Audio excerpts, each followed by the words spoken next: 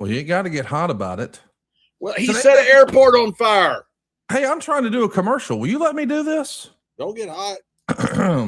Today's episode comes to you from the Blue Chew studio. When you buy 2 months of Blue Chew Gold, you get the third for free with promo code WRESTLE. You'll also receive an additional 10% off plus free overnight shipping on your first order at BlueChew.com.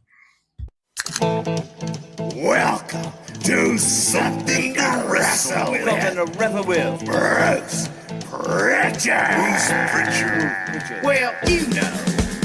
That's not a rib. No, you haven't been. There's no box of gimmicks. Rumor and innuendo. I don't deal in rumor and innuendo. And was he there? I was there. Say something I don't give a shit. Welcome to Something to Wrestle With. Something to wrestle with. Something to wrestle with. Something to wrestle with. Dig it. Bruce Prichard. Hey, it's Conrad the Mortgage Guy, and you're listening to Something to Wrestle With. John Layfield. John, what's going on, man? How are you? Not too much, Conrad. It's great to be here. And Bradshaw 316 says, I still stole your fucking podcast. Well, you ain't got to get hot about it. No, I ain't not about it. I'm about half mad. Okay. Well, I hope it gets better. I know that you're angry anytime you have to travel, and we're recording on Thursday. Lord, I'd hate to make you late to your appearance tomorrow. Oh, God at almighty. WrestleCon. How about you appear my balls? How about that? Buddy, I'm trying to fucking shield for your shit. Do you want me to do that? See, that's bad language right there. That is highly inappropriate. Which part? The part where you're talking about your scrotal area? That was a joke. But what you said was like bad language, and you like had like evil intent, some malice behind it, some base, and all kinds of shit. Evil intent. I'm trying to let people know that you're going to be at WrestleCon, and the rumor and innuendo is you're going to be there with a very special friend of yours. Well, I am. I'm in there with Mr. Ron Simmons. I always enjoy being around Ron. So I'm flying in tonight. We got a show tomorrow, and going to do something with WWE. I'm not sure if they give me a call. I'm not sure. Doing some not on air. I don't put out a innuendo and rumor that's false. It's backstage like video. One of those videos you do things. Are you all right? Did you take a late nap, or were you working in the yard all day today, or what's going on? I mean, you weren't on time. You got the time zone confused. Now you're concerned about a flight tomorrow. Now you're telling people you're on TV and then immediately taking it back. Like, what's going on with you? I'm not on TV. I'm doing like a video, but if you want to play that on TV, you could play it on TV. You can play it on your TV. You can play it on your iPad. You can play it on your computer. You can even play it on your phone. I don't do that, but you could play it on your phone. I sit there and go watch people all the time, just sit there and look at their phone all damn day, so you can watch a video on your phone too. Well, just so I understand, can we play it on your balls? I don't know. It depends. You have to have a projector. As you've gotten older, have you noticed that there's more hang time down yonder? I would think so, but I hadn't sat on them yet. I got a buddy who just sent a text out a few months ago. He said he sat on his balls, which I guess when you get older, you sit on your balls. I don't know. I don't know why you'd want to sit on your balls. I guess you do it by mistake, but he said I sat on my balls. I don't think anybody's ever done that intentionally. I mean, that'd be weird, wouldn't it? I think that would be like a weird thing to do. I'm sure there's some people out there who like, you know what? I'm getting a little randy. I'm gonna go sit on my balls. Randy, but I don't know anybody like that. I thought Randy was down in his back. He's not going to be there, is he? No, Randy's not going to be there. No, he sat on his balls and hurt his back. All right, well there you go. We got a little disaster. Yeah. Sports Keto just got a scoop. Randy Orton is out because he sat on his balls. Oh, that Randy? No, I didn't know it was that Randy. It was different. Well, you didn't think I was talking about Savage, did you? Nothing about Randy, the old guy that did the microphones at WWE. He was a good guy. Oh, yeah, that's who I was talking about. Yeah. All right.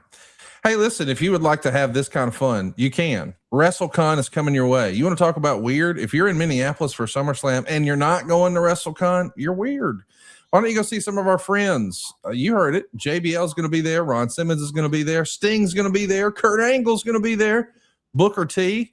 I mean, there's so many stars, including the king and the queen of the mountain, Jeff and Karen Jarrett. The $1 Million Man. I mean, DDP. This thing goes on and on. Ric Flair, Foley, good old JR, Jerry Lawler. Who's not at WrestleCon this weekend? I think everybody's there. Everybody who's anybody is there. That's why I'm flying out tonight, so I can be there. Well, we're looking forward to hearing back about it next week. I hope you guys are fired up for SummerSlam. We are going to do a bit of a SummerSlam preview here in a minute, but first, I want to just talk about some of the news and information that we've gotten this week. But the biggest thing I wanted to talk to you about is your inability to tell time. You know, I don't know what it is about you people, and I'm talking about you personally, individually, as a person. You people who live in New York, you people who live in DC, you people who've been on TV for 30 years, you feel like whenever we say a time and 2/3 of us are in one time zone, that we must be talking about your time zone. Do you know that there are other time zones besides the Eastern time zone, or is this new information for you? Well, don't get hot about it. Besides, the other half of the one that you're talking about, the other half of the 2/3, I'll work some Steiner math in here if you don't watch out. But the other half of the 2/3 is 100% on also a terrorist watch list. We're trying to setting the airport on fire when I was in it down in San Antonio. So don't talk to me about your other half of your 2/3. It sounds like you're 3/4 hot. Well, about 5/8, I would reckon, because normally when you put down a time, you put down Eastern time. It has nothing to do if you're God's time is the Lone Star State of Texas time. All right. Well, that God has a watch and it's on Texas time. Do you realize that's the same time zone that Silva and I are on? We're on God's time. Not Yes, just because we're morbidly obese, but because we live in the central time zone, exactly where Texas is. What does being obese have to do with the time zone? Well, the Lord's going to call us sooner than others. You understand? He is. Are you sure the Lord's the one that's going to call you? Well, I can't guarantee it. I mean, but I'll keep you seawarm.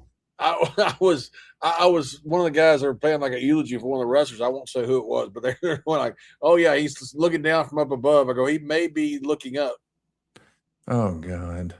You know, one of my since we're just telling awful stories and awful things out of school here, one of my favorite wrestler stories about someone who passed away, I feel awful even laughing at it.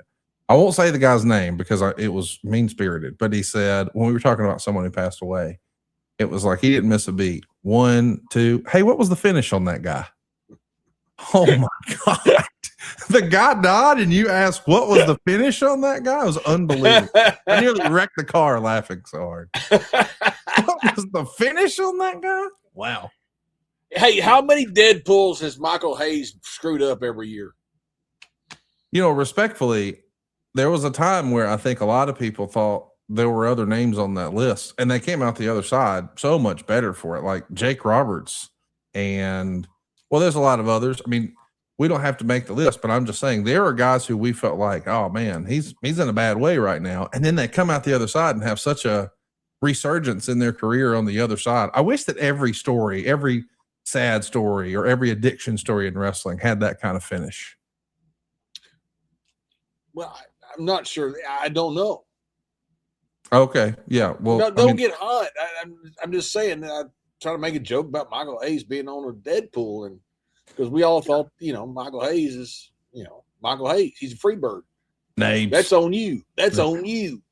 That is on you. How many, Michael, we think actually died years ago. He just won't go to the cemetery. I think the only thing that died on him is his ability to grow hair up top.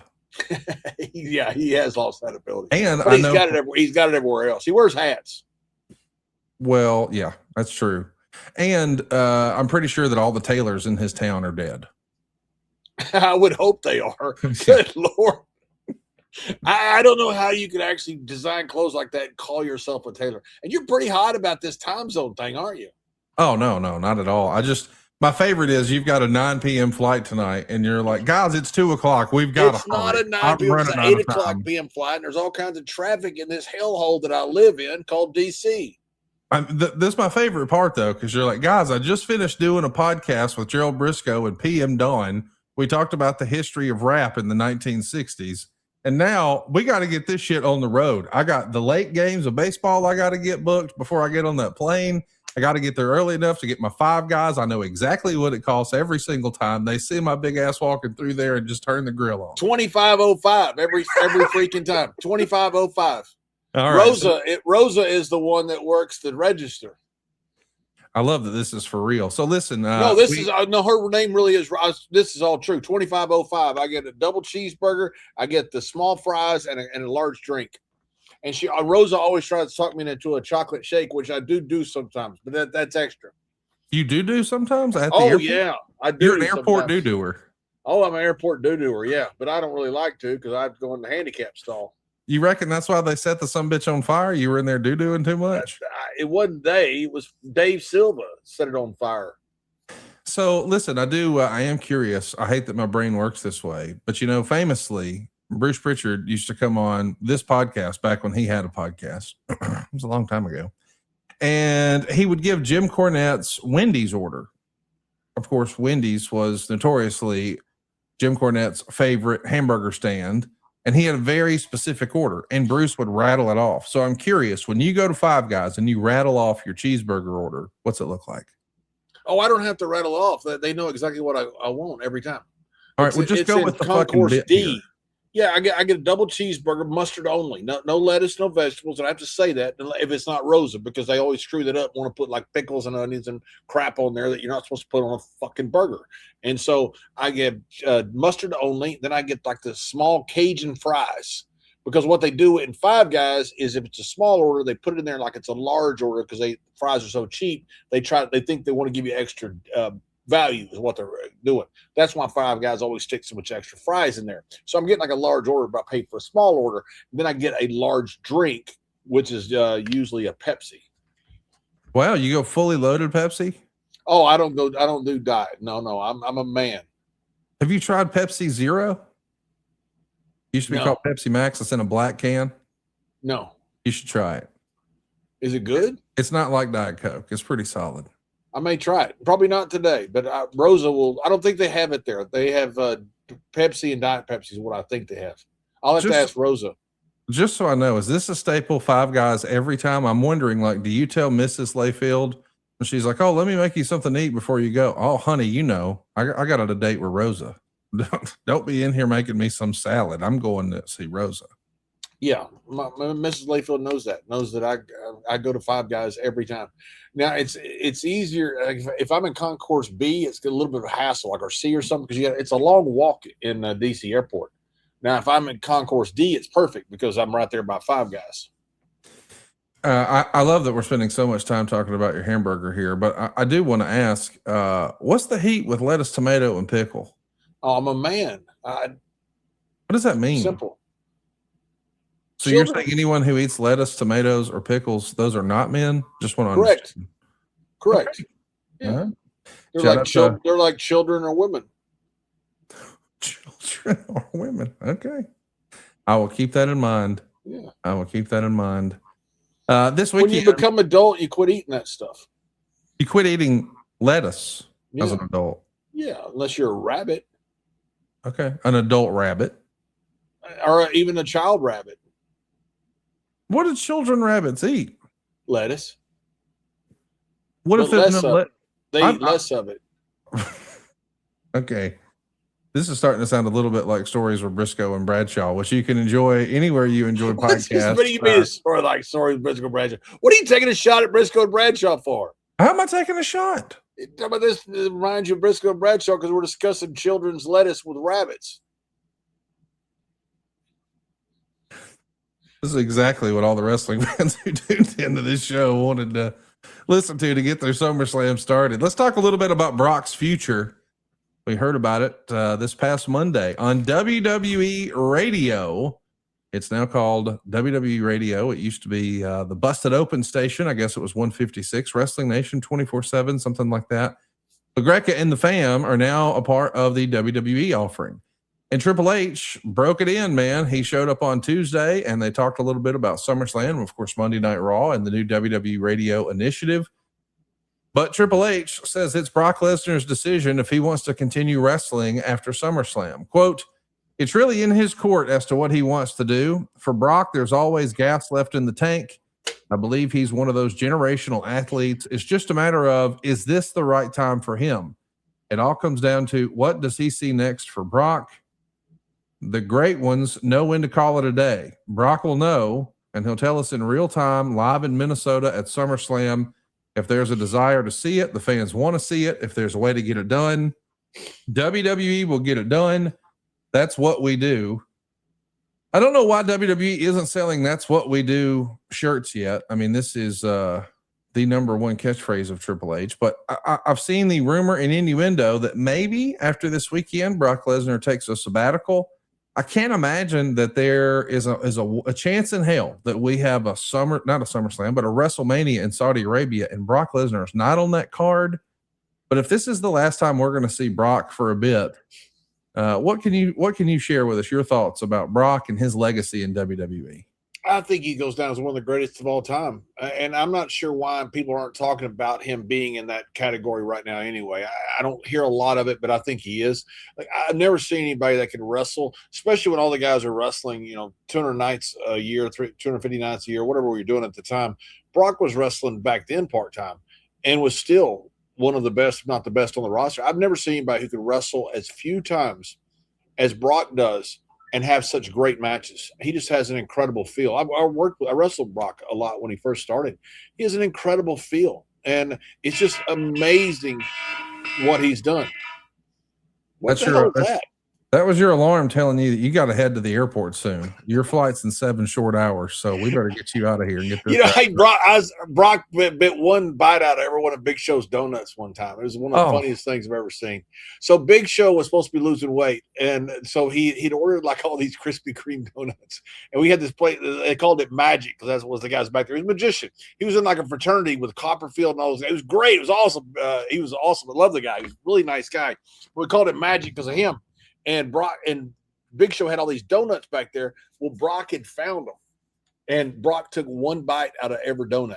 So we knew this had happened. So Big Show just kind of goes meandering back there, like you can sneak around when you're literally a giant. And he goes back there and he grabs the donuts and he opens them up. He's all secret back there. And all of a sudden you hear, donuts go flying everywhere. It's like a brontosaurus on Jurassic Park had gone crazy. He's like tearing everything up. He was so mad. It was pretty funny. What's your go-to at Krispy Kreme? You an original glazed or you switch it up? Ooh, the glazed chocolate. I like the chocolate glazed. Oh, yeah, buddy. Brother. That's the winner. Please. I agree. And don't give me one because we'll have to fight. We're going to need a few, and we're going to need one of those little things of milk too. Yeah, one time Briscoe had told me you're fat, you need to lose weight, and I'm sitting there and I'm looking at Krispy Kreme or like is Annie Ants or something like that. It has the corn dogs and all that stuff. So I look at the Cinnabons or something. So I'm sitting there looking at them, and I'm looking at my flight. I'm looking at the thing, and I thought, if my flight will board, I don't have time to get the food that I don't need. And I'm sitting there looking at the gate. I'm looking at the Cinnabons and looking at the gate and the Cinnabon. Finally, my phone starts buzzing from somebody texted me, and it said, "Go ahead and get it, you fat ass." It was Briscoe. He'd been watching me the whole time. We haven't really talked about that before, but when do you think you were at your like physical peak, when you were like, hey man, that was when I was looking and feeling my best? What years was that? I think probably the match with Eddie was probably the best. I was 264. I remember I tried to get down to below 270. I was going to get below 265 for the match, and I couldn't get there. I got down from like 290 down to about 270. Finally, I remember I waited that morning like 264 and a half the morning of the match. And I think that was probably the best shape that I was in. And there was a time in the late 90s I was in pretty good shape. I was much bigger, but I think the shape I was in for that first match, probably with Eddie, was probably the best I was. You had a few different layoffs when you were wrestling. Like you'd take a little break and then you'd come back. One of the things that we've heard as fans talk a lot about, Nick Aldis recently talked about this week with Chris Van Vliet. Of course, he's got a big match this weekend. We're going to talk about that in a moment, but he sort of laid out, how important this weekend was, and he was really overcome emotionally. I thought it was fantastic. I encourage everybody to go watch the Nick Aldis interview with Chris Van Vliet. I think it's one of the best things we've seen in wrestling this year, because oftentimes you see guys appear in character and there's a lot of piss and vinegar or bravado or machismo. But man, Nick just told everybody, hey, this feels like my one shot. And he was sort of in his head, you could tell a little bit about, hey, was he ready? And he made the clarification, and he said he even told Ed Koski, hey, it's one thing to be in shape physique-wise. It's another to be in shape ring-wise. So he's been really focusing the last several weeks on his cardio and his conditioning. You've had those sort of stops and starts before. Talk to us about how difficult it is after a long layoff to really come back with your cardio and your conditioning game ready. And for those who played sports, especially football, it's very similar to that. You train all summer to get ready. Then you go through 2-a-days, you go through camp, and then all of a sudden you play your first game, and you damn near die. No matter what kind of shape you're in, you just almost die out there. And especially if you're playing in a little bit of heat because the summer's not quite over yet, or you're playing in a place that had altitude. You really suffer. And then the next week, you're generally fine. Within 2 weeks of playing, you're fine. That's how it is with wrestling. I don't know how the technical way to describe it, but that's what it is. You can train all you want, and you can even go in the ring and do some stuff. But until you get out there and you're busy thinking and calling the match, or you're busy going over the match and you're trying to react to the crowd, and still you're doing physical stuff, you just die. You feel uncomfortable. You can get in shape and you'll get through it. There's always that point where you think, God, I'm dying out here. I'm blowing up. And then it goes away and you're fine the rest of the match. For those that have decent cardio, and I was really blessed to have really good cardio that I never had a problem blowing up. But that first match back, man, it can be brutal. But after that match is done, it's amazing. All that you had done before, all of a sudden it clicks in, and you're done. You're fine. Now, if you only have one match like Nick does, he's going to suffer. There's no doubt about it. He's going to get out there, and at one point he's going to get a little blown up. He's done this a million times, so he'll be fine. But he'll have to go through a little bit of hell there, and then once he's done, all of a sudden you really do catch your second wind if you're in shape, and he will be in shape. I feel like he'll catch his second wind. He'll be fine. But there's going to be a point there where he's going to wonder if he's going to make it.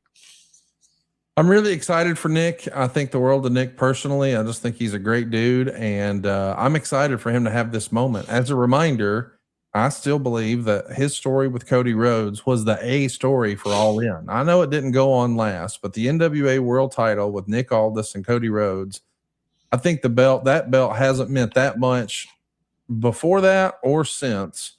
And he had quite a run as the NWA champion, but then he had an opportunity to join WWE, but not in an in-ring capacity, but as a general manager. And I think this is probably the first time in history that something like this has happened.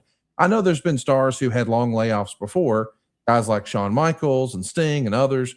I understand that. But when you're talking about this long of a layoff, but then you're on the show, but you're not actually wrestling, and now this is going to be your first match in WWE. Not in a dark match, not on a house show, not on a random SmackDown, not on a Raw, but paying off a real storyline at a pay-per-view. Is this the first time in history something like this has happened, John? I can't think of another time. Me either. And what I'm saying about blowing up like that makes it even worse, because you're doing something you're not have done a bunch of times. If you got a comfort zone there, it's like putting on an old pair of shoes. If you're used to working the same building, you're working in a territory, you're working in a sportatorium, you're working in Japan, wherever else, you've been off for a while, and all of a sudden you come back, you're used to the locker room, you're used to the TV set. He's not used to any of that as a worker. So, and there's going to be a point there where he blows up, and then he'll be fine. Look, I've been there a million times. I know exactly what it is. And I think that's what will happen. Look, I've always thought Nick was one of these throwback guys. He looks like a 1930 NWA champion. And I've told Nick that many times.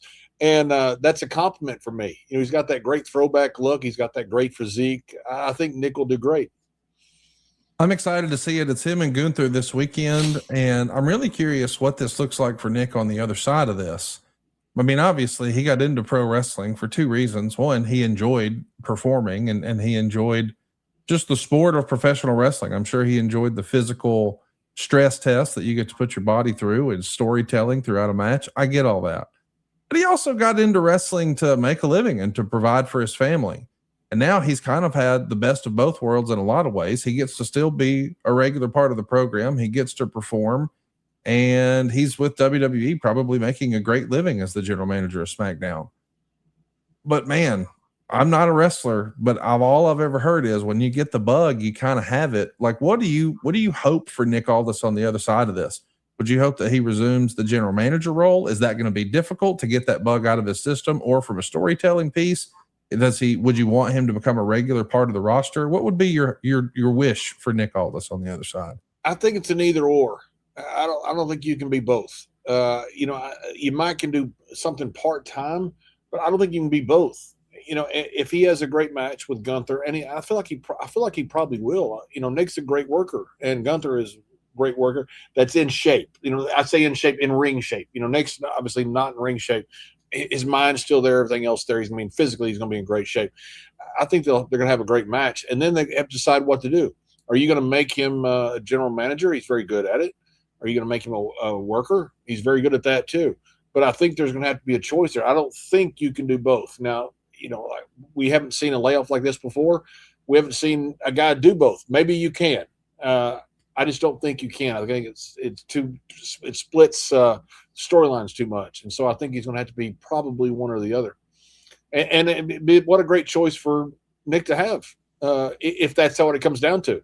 So hey, we're going to keep you because he's obviously very valuable, and you're going to be a worker or be a general manager. That's a pretty good choice. Yeah, no bad options there. I for one hope that WWE has been filming Nick, preparing for this match and documenting his story. Now that they've got so many different tentacles like WWE Club and other places where they're putting a lot of great content like their YouTube platform, I feel like telling his story about his road back to the ring would be a real human interest story. Like, I think it's a great story that a lot of people can identify with. Like, after a long layoff, here's this athlete who's going to try it again. I'm not positioning it like this is his last match or anything. The dude's only 39. So he's still got plenty of wrestling years left if that's what he wants. That's young. It used to be old. I say 20 years ago, that used to be old. Nowadays that's young. And it's not because guys have gotten older, it's because health has gotten better. Guys have gotten better about training and diet and everything. We had no idea. Look at 39-year-olds, they love to make that thing about B. Arthur and Jennifer Aniston at the same age. How different people look at 50-something years old now. And people just are different. They're in better shape for a lot longer. So 39's young. Looking forward to what Nick Aldis does this weekend. I do want to get your take, though. Our crack producer, Silva, he actually flashed the SummerSlam graphic. I want you to take a look at that again because this graphic in particular got a lot of people chatting. Once upon a time, the SummerSlam Minnesota logo on some of these match graphics read SummerSlam Minnesota. The S was a B, and they've corrected that. But if you take a look at this graphic here, that's not Nick Aldis on the right. That's AI Nick Aldis. And there's a lot of discourse going on about AI. And I know you and I talk about AI pretty regularly on our other podcast, Have More Money Now. You can check it out at havemoremoneynow.com. But I am curious. I mean, even our producer, Silva, he's taken some heat. I've taken some heat because Silva, who is full-time with us, does graphics. And occasionally he has AI give him the hot tag for the graphic. And then I start getting heat like, oh my God, you fired your graphics guy. You took a guy's job. This is bullshit. And it's like, no, wait a minute. It's the same guy. Nothing's changed. Why do you think AI is being villainized so much in wrestling right now, John? I think people think it's a shortcut. I think people think that's a shortcut with, you can pretty much tell when you see somebody give a speech, it was written by AI. I don't know if, I don't read that much, of stuff that people submit. So I don't know about AI as far as writing, but apparently you can tell a difference with that. But I think you can tell when somebody's reading something for a speech or has notes for a speech with AI. But you look at graphics, sometimes it looks just like the person, and sometimes it doesn't. I think people think you're just taking a shortcut, which I don't think you are, because a lot of times it's harder to make the AI graphic than it is to make the regular graphic, just putting people in it. I don't know. It just feels like it's such a nothing burger to even really spend any time on. Like, either the content's good or it's not, or the show's good or it's not. But I don't know. I understand if we're putting them in mythological places, and we're trying to pass it off as real. But a match graphic, two guys standing nose to nose, hey, that's probably faster than getting the guys, backstage to snap a photo if they're not in the same place at the same time or what have you. Who cares? But I know what everybody cares about, and that's their gimmick. We're all about the gimmicks here. Wow, look at there. Silva knew exactly what I was talking about. I'm talking about Blue Chew. Measure your days, not in minutes or hours, but in boners and rounds with your woman with Blue Chew Gold. Blue Chew Gold is better sex than a tablet. They've combined 4 ingredients into one powerful solution. You've got 2 ingredients to get you ready physically and 2 to support arousal and desire in the brain. It works fast and it lasts, and now guys can have a complete experience in the bedroom with Blue Chew Gold. There's a reason Blue Chew is the #1 brand for better sex. Experience it for yourself at BlueChew.com. And we've got a special deal for our listeners. Right now, when you buy 2 months of Blue Chew Gold, you get the third for free with the promo code WRESTLE. That's promo code WRESTLE. You'll also receive an additional 10% off plus free overnight shipping on your first order. Visit BlueChew.com for more details and important safety information. And we thank Blue Chew for sponsoring today's pod and the bedroom.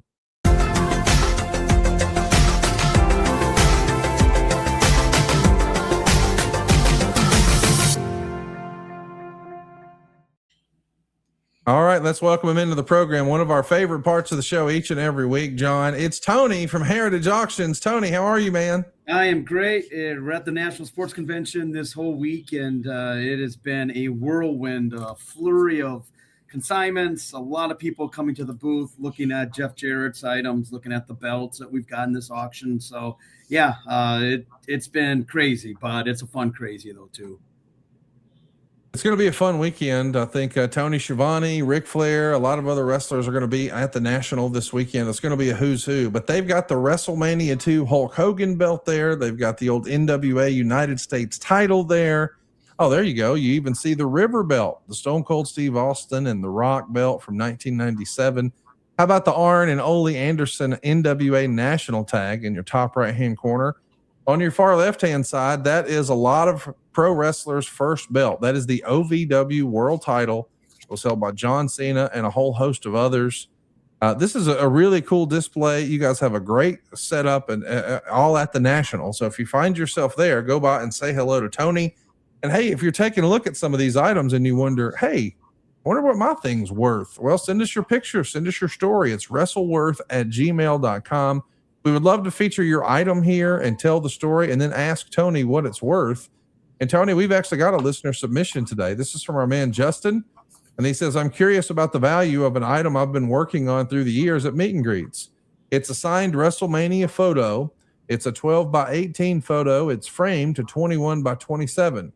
It's been autographed by Bob Orton, Tatanka, Ric Flair, Tony Atlas, Virgil, Jimmy Hart, Iron Sheik, Ted DiBiase, Bret Hart, Nikolai Volkov, Jim Neidhart, Don Morocco, X-Pac, Hulk Hogan, Shawn Michaels, Honky Tonk Man, Rikishi, Kevin Nash, the Nasty Boys, Jim Duggan, Jimmy Snuka, and Greg the Hammer Valentine.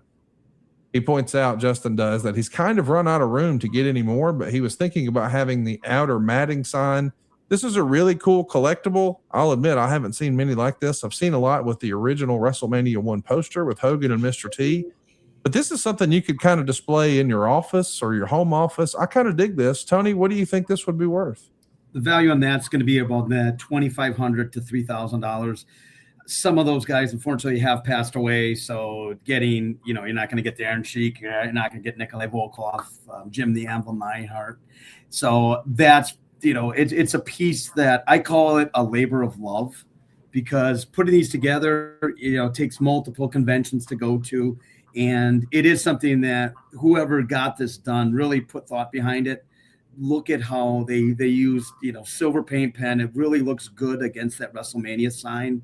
And, you're seeing, some of these guys don't do a lot of WrestleCons and do a lot of functions. I know Don Morocco was one that he did. WrestleCon was the first time he's done a signing in years. I think he lives in Hawaii still, and he just doesn't make it back that often. So, on that kind of piece, what I look at really is it's very displayable, and they really got the wrestlers to sign that thing perfectly in silver paint pen. It really jumps out at you.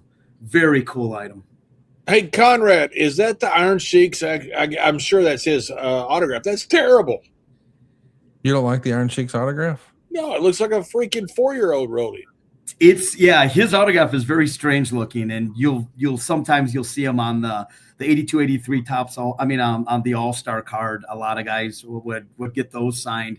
But yeah, his autograph was very, very, very what?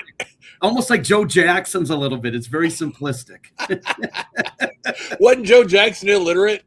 He was, yeah. We actually had a guy come it. up to our booth and brought 2 Joe Jackson signed baseballs. And when you look at his autograph, it looks like a little kid did it, because it took him so much time to sign it.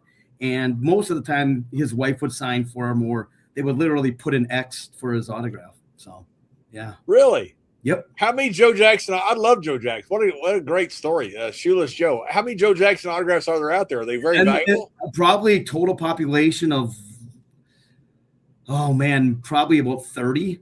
And really? Yeah, it's incredibly difficult because he signed, but then he disappeared after 1920.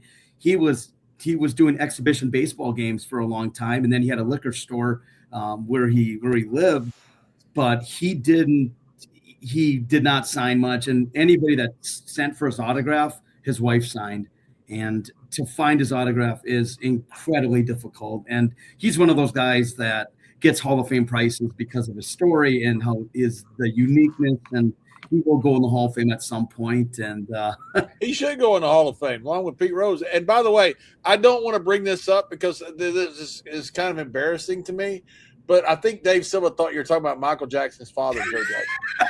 I don't want to say that, but because I would say I love Dave, but he tried to burn me up in an airport one time.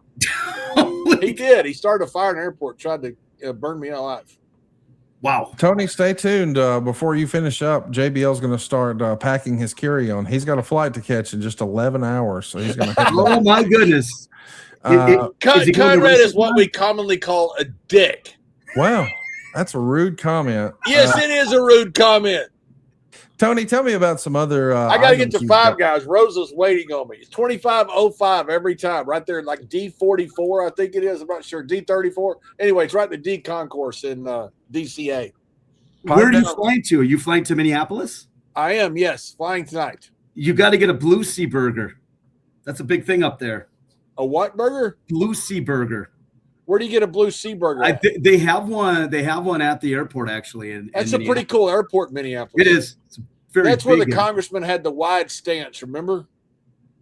The what? The congressman. Remember, he got caught picking up a dude in the bathroom, but you got in there and you had like a wide. He said he just had a wide stance because he was like, I guess when he got in there, you like tap feet or something. I don't know. Conrad, you've heard the story. You may have a wide stance too. I don't know anything. Well, I don't know what you're talking about. Toe tapping for homosexual favors. That's on you guys. I don't judge. No, I didn't say what it was. He just like he's in there, but he said he just had a wide stance, and apparently when he was like, Mr. Briscoe, if it's not too much trouble, we're talking about memorabilia right now, if that's okay.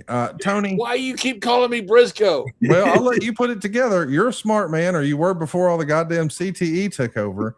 Tony, tell me about these all access passes. Oh, cut his mic off, Silva. I'm trying to talk about memorabilia. Tony, help me understand about these all access badges. Can't wait to see these. Yeah, these were actually consigned this morning by a guy who worked creative for WWE at the time. And these are much, much, much more difficult to obtain. Tickets, everybody got hard tickets, but this was actually a pass for a guy who worked in the media for WWE at the time. And he got the job out of college. He was a youngster, and he brought him by our booth today. And he consigned both of those. And then he had a ticket from when Stone Cold broke his neck. Oh, wow. Yeah. And that one might surprise you because it's probably going to have a lower population on it. And again, anything ticket-wise, we've seen a pretty big uptick in tickets. People are collecting them. They don't have tickets anymore. So it's kind of a bygone era now. I hate to say it, but a lot of interest in tickets. And the press badges, again, that one was number 11, I believe. Number 10. So they didn't make a lot of them. And a lot of them, again, got thrown away. People didn't keep them. And this one here, they both are going to have $1,000 estimates on them. But I can assure you that the population of these is very, very low.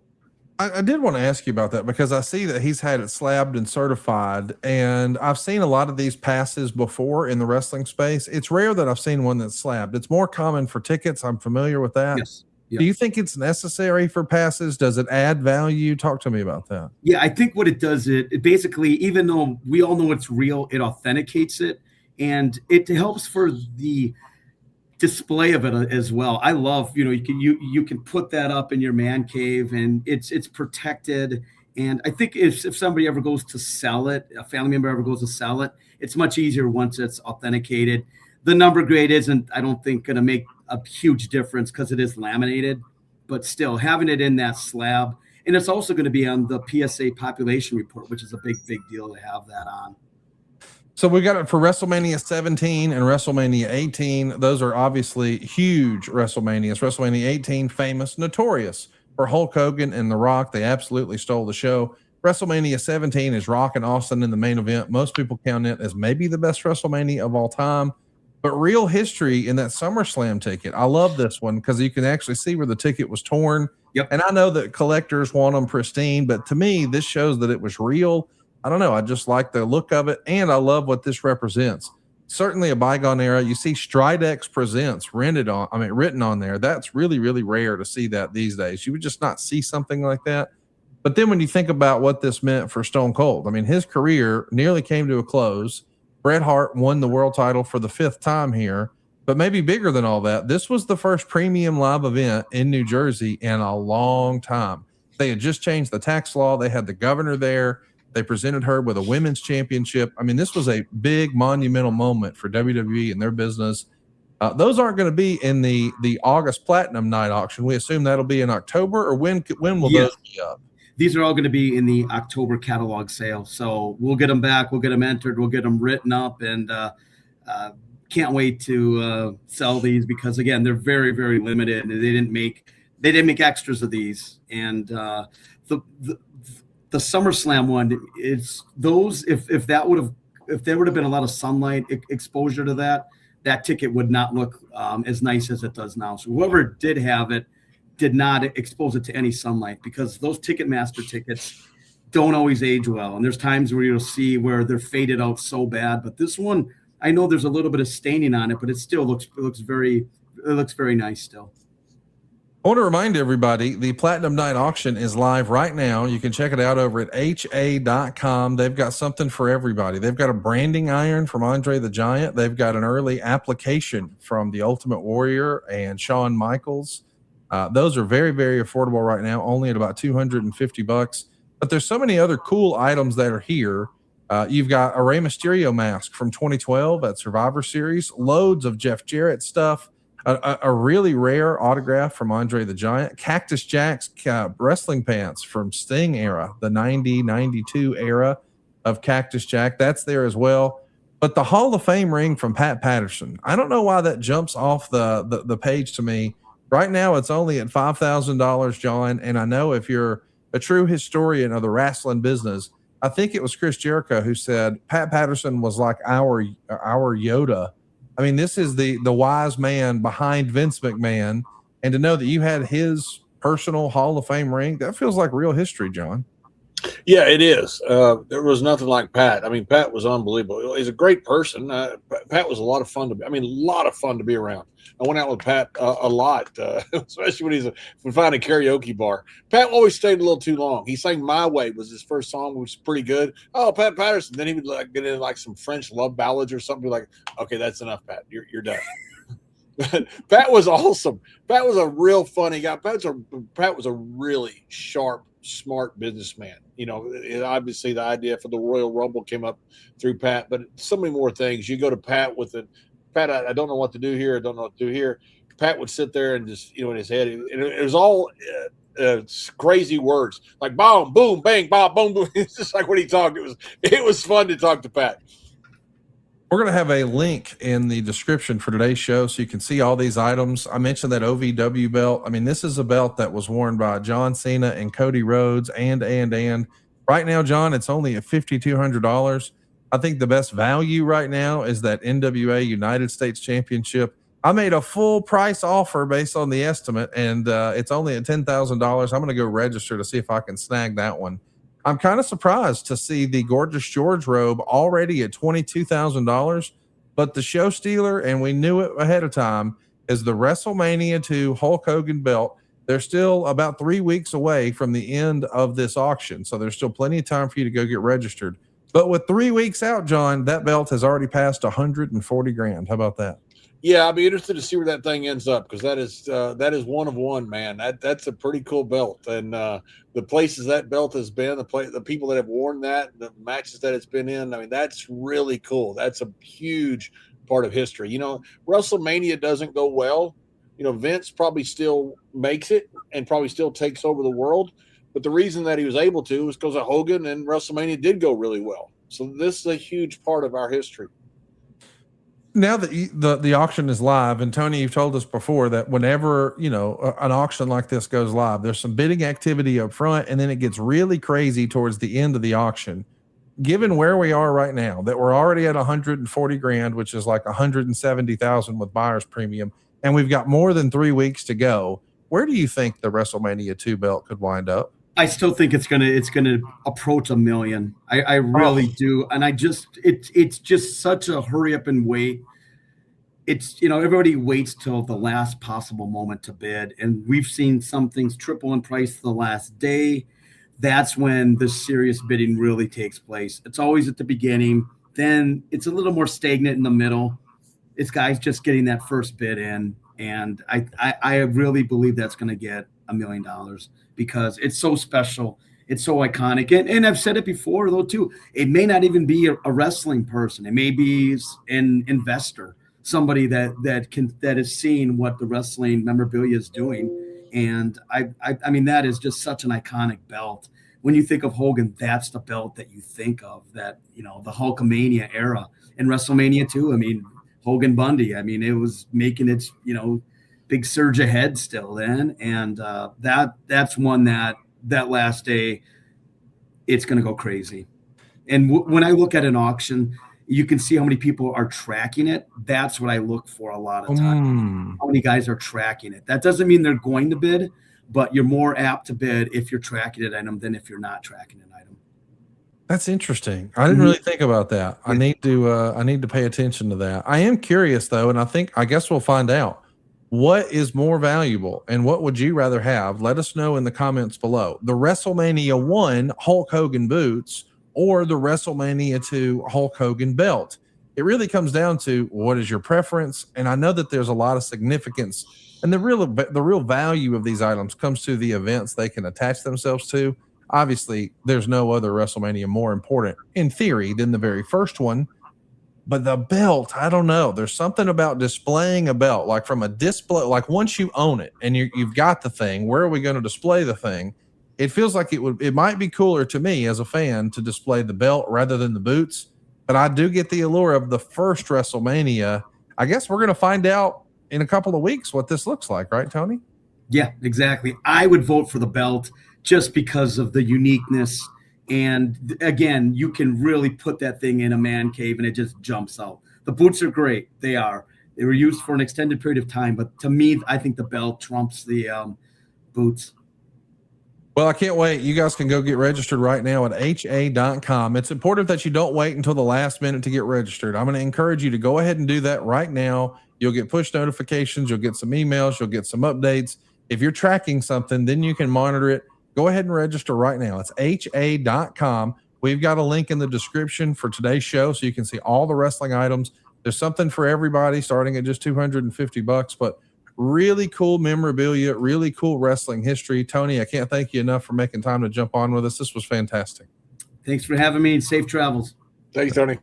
Take care, guys. Yeah, I got to tell you, man, when I hear that that WrestleMania 2 belt might be worth $1 million, I think I may need to do a little banking. And that's when I think about our friends at Chime. You know, here's the deal. I think a lot of us, once upon a time, we wish that we had learned something about our finances a little younger. I mean, who doesn't wish that they had like a do-over?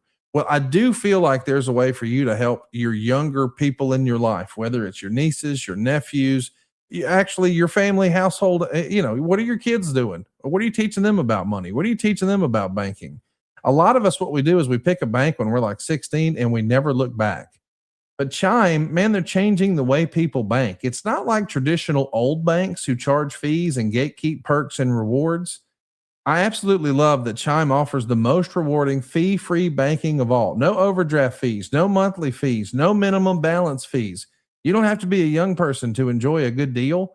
But I feel like so many people get caught in that trap, John. They just go open their first checking or savings account and they just stay there. I think Chime is worth a look. You get 5% cash back on your Chime card in a category of your choice. You can pick things like gas or groceries. You can do this all while building credit through regular everyday spending, and there's no credit check. You can even grow your money faster with a savings rate that's 9 times the national average.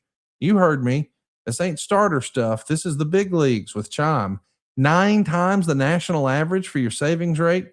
There's so much more to Chime. You got to check it out for yourself. But if you're ever in a pinch, and a lot of young people are, Spot Me will let you overdraft up to $200, and you can do that fee-free. So what are you waiting for? Join the millions who are already banking fee-free with America's #1 choice for banking. Head on over to chime.com/wrestle. That's chime.com/wrestle. Sign up now. It only takes a few minutes. Chime is a financial technology company, not a bank. Banking services, a secured Chime Visa credit card, and MyPay line of credit provided by the Bancorp Bank N.A. or Stride Bank N.A. MyPay eligibility requirements apply, and credit limit ranges $20 to $500. Optional services and products may have fees or charges. See chime.com/fees info. Advertised annual percentage yield with Chime Plus status only. Otherwise, 1.00% APY applies. No min balance required. Chime card on-time payment history may have a positive impact on your credit score. Results may vary. See chime.com for details and applicable terms. John, I want to ask you about The Undertaker. He recently did a podcast and it came up about the hypothetical dream match that many fans have had with him and Sting. And he feels like it was a can't miss WrestleMania match, but Vince didn't want to do the match. Here's what Undertaker had to say. Obviously, people had already been clamoring for that match for a long time, and it seems like a no-brainer. Why on earth would you not do that? But for whatever reason, Vince did not see it, didn't like it, didn't want it. I was like, man, this is a home run. This is an easy main event for a pay-per-view. I don't really have an answer. I never really had an in-depth conversation with Vince about why he didn't want to do it. My goodness. Sting versus Undertaker. Again, he obviously knows more about business than I do, but that one just seems like a home run. They decided to walk the guy instead of pitch to him. I don't know. I don't know what happened there. I don't have any regrets. It wasn't my decision. But my goodness, I would have loved to have been able to do that match. I remember running into Sting. I think it was after the WrestleMania that we didn't work. I remember us being on the same plane together, talking like, I don't know, this is beyond me. I don't know why. It is what it is, man, I guess. I think Sting, that's probably got to be the biggest miss of a WrestleMania. Those two characters, that would have done some incredible business. I'm led to believe that he's probably talking about WrestleMania 31. That would have been in 2015. And we know that, we did see Sting wrestle Triple H there. I think a lot of people wondered, hey, why didn't we do The Undertaker there? Of course, The Undertaker had a different dance partner that night. But do you remember there ever being serious discussion about Undertaker or Sting, like amongst the boys in the office? Did it ever come up? I mean, I'm grateful we got Bray Wyatt and Undertaker at WrestleMania. But with the benefit of hindsight, man, I sure would have loved to have had Undertaker Sting. Yeah, I think it would have been great. And there was a little bit of talk about the boys, but we knew what probably wasn't going to happen. When we bought WCW, when WWE bought WCW, we didn't get Sting. We didn't get Hall and Nash. We didn't get Hogan, didn't get Bischoff. So it was kind of watered down at that point. Then later you had the Invasion. You wish you'd had Sting then. And I'm not sure why Sting. I've heard some talk over the years of Sting. Really not wanting to come in because he was worried about what Vince would do with him, and justifiably so. We never took care of guys that came in because Vince wasn't going to put them over, because that put over the other federation. You understand, Vince coming through the territories like he did, there was real competition. This isn't like WWE getting a wrestler from, say, TNA, and TNA is not going to take over WWE, at least not anytime in the next several years. There's always a possibility there. We never saw the fact that a guy named Eric Bischoff will come out of the blue and take WCW to put us on the verge of extinction like he did. I don't know about extinction, but it certainly beat us for a long time. Vince would never put over another group because he was used to that competition. So when guys would come in, he'd beat them, and he'd beat them and beat them, and then rebrand them. They become his. Then he would use them. So I think that has a lot to do with it. Just that old mindset of Vince that, hey, I've seen what's happened with groups that come along that you don't expect. Vince is not going to put over somebody else because that puts over another group to equal to WWE, and Vince would not acknowledge that. Respectfully, isn't that fucking stupid? I mean, if you hired the guy. Like, why would you not try to get the most juice out of that if you could? Like I know that. I mean, respectfully, Cactus Jack was once in WCW, and so was Stone Cold, and they came over and they did just fine. By the way, the Undertaker himself, fresh off of WCW, here he is in WWF. I don't know. It just feels but a weird. different character. I mean, I understand, but a different character. Cactus, a different character. You know, the guys came over a different character. This is Sting coming over as the Icon, and all of a sudden, if he has a match with Undertaker, you know, obviously he's not going to go over. There's no zero chance that Vince would allow that to happen. But even having a competitive match, all of a sudden you go, oh man, that guy was an icon. Maybe WCW was as good. Whether you agree with it or not, I mean, yes, I think you're right, Conrad. The group's out of business. It had done box office to have him. Was it a mistake? Absolutely. I'm just telling you what Vince's mindset was. He's not going to put over anybody from a different territory, and that way acknowledge that territory might in any way be equal to WWE, because Vince had to come through a place of business from the 80s where he was literally fighting for his life against every territory out there. If I'm honest with you, I kind of always assume, I know that people said that, what you just said, and I thought, that's stupid. That doesn't make any sense. I thought it came down to the trademarks, John, because respectfully, Steve Borden owns Sting, and it's not like Vince was ever going to own Sting. And to your point, when Mean Mark Callis comes over, he's repackaged as The Undertaker. Yeah. And when Cactus Jack comes over, he's repackaged as Mankind. When Stunning Steve Austin comes over, he's packaged as the Ringmaster, and then Stone Cold. So there are different personas, and we know to this day WWE owns Stone Cold. I get that. I've always thought it was more of a, hey, who owns the trademark? Who owns the IP? Who can control the licensing for this moving forward? That would be the reason. I'm just blown away that you think it was all about territory stuff. But I think it was, yeah. And I think that could be part of it. And another part of it is, how are you going to rebrand Sting? Right. I mean, what are you going to do? You're going to take him out of the character completely? Then you lose the character. I can see that. Back in the day, when you transfer to go to different territories, they would, most of the time, if they had TV and all that stuff, would change your name. And because that way they could own the name. And so when WWE came in there, they had always changed the name. That way they could own the name. And they couldn't with Sting. And how are you going to rebrand him? That's Sting. That's pretty freaking iconic. I don't know what you can make him into. I guess you can make him into something else and, call him a different name. I don't know, but that could be part of it. I think it's just more, I saw Vince do it with every single territory that came along. He wouldn't put him over. And that was because I believe he came up that way that he did through the 80s when he's literally fighting for his existence with these guys. Let's talk a little bit about and Conrad. I believe that's why today it's a little bit different, because guys today, that come along, talking about Triple H and other guys who are in the heads of creative, they didn't have that, and now it's not the same. Now, would Vince still be the same? I think he probably would, because that's his mindset. But these guys are different now, and I think that's why they're letting people keep names and doing all kinds of different stuff that Vince certainly wouldn't have done.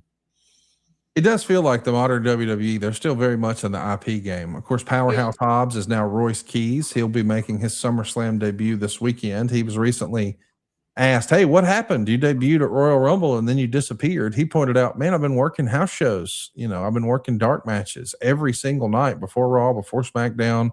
I'm out there working, getting on the job training, getting better. But we see, Powerhouse Hobbs is now Royce Keys. And down in NXT, Mike Santana is now Cruz Montana. What do you think of that name change? I know you and I both think a lot of Mike Santana. Thrilled that he's inside the WWE tent and under the umbrella. It's probably a lifelong dream for him being achieved and realized. But Cruz Montana, what do you think of the new name? I don't know. I mean, if you get it over, you get it over. It's the name's good enough for me. I mean, it's good enough. I think it's just the name to me. It doesn't stick out as something terrific. Doesn't stick out as something bad. It's just the name. It's what you do with it. I think you'll do a good job with it. And sometimes when you see the ownership of a name like that, you give it to a company like that. That's a pretty good faith gesture that you have with the company, and they're going to do something hopefully big in return. Let's talk a little bit about refocusing your passion. Triple H, when he was on WWE radio earlier this week, he responded to some of the passion. And I think this is an interesting take, and I can't wait for us to talk about it here. Triple H says he wishes fans could put their passion for WWE into the talent as opposed to blaming the writing. Quote, that passion is what drives people. It's no different than the NFL, where guys that have never played a down of football in their life or haven't played since Pee Wee or whatever are screaming and ranting. This coach sucks. He knows nothing about football, doesn't understand the game. Why would he run that play? Why wouldn't he do this? Why would he draft that guy? There's millions of reasons why, but it's that passion. Just like the NFL or NBA or Major League Baseball, people sit on the couch and yell, I'm done. I'm never watching the Knicks again. They suck. And then they win, and now they're the greatest thing ever. It's amazing. It's passion. At the end of the day, it's why we do what we do. I wish sometimes we could put that passion into the talent now, as opposed to when somebody gets heat in our business. It's like, God, why would they write that way? As opposed to that no good piece of crap did this. There's something to say that innocence of not knowing, and it's still real to me, damn it. But it is what it is. I love that. I love the hate. I love the love. It's all passion for what we do. This is interesting. And I get it. What do you make of this? I agree with him. Look, it's all about, what gets over with the fans. I remember when Jason Giambi came into the New York Yankees, and they called him a cheat, I guess, because he had some problems with some PED tests or something like that, and on the front page of the New York Post. And I remember my wife asking me, said, well, was he that bad? I said, no, he's batting like 123. Wait till he bats 300. Sure enough, he turned it around. They had mustache night at the ballpark. He had this big, thick mustache at the time. They had this big mustache. Everybody loved the guy. Andy Pettit, same thing. Was very negative. All of a sudden he pitches well. Everybody turns around and goes, oh, my God, he's the greatest thing ever. It's just a matter of, you have something like Danhausen, the debut. That's the worst thing you've ever done in the history of wrestling. All of a sudden, Danhausen is the guy that is the face of SummerSlam, the face of Madison Square Garden, selling all this merch on ESPN all the time. It's just a matter of success sometimes. And I think fans love to be armchair quarterbacks. I'll sit there and watch my Dallas Cowboys or my Texas Rangers, and I'll bitch about why would you pull the pitcher here, but I'll bitch about why you're running that there. That would never work. Why you're not throwing the ball. There's two safeties. Why are you not throwing a corner post?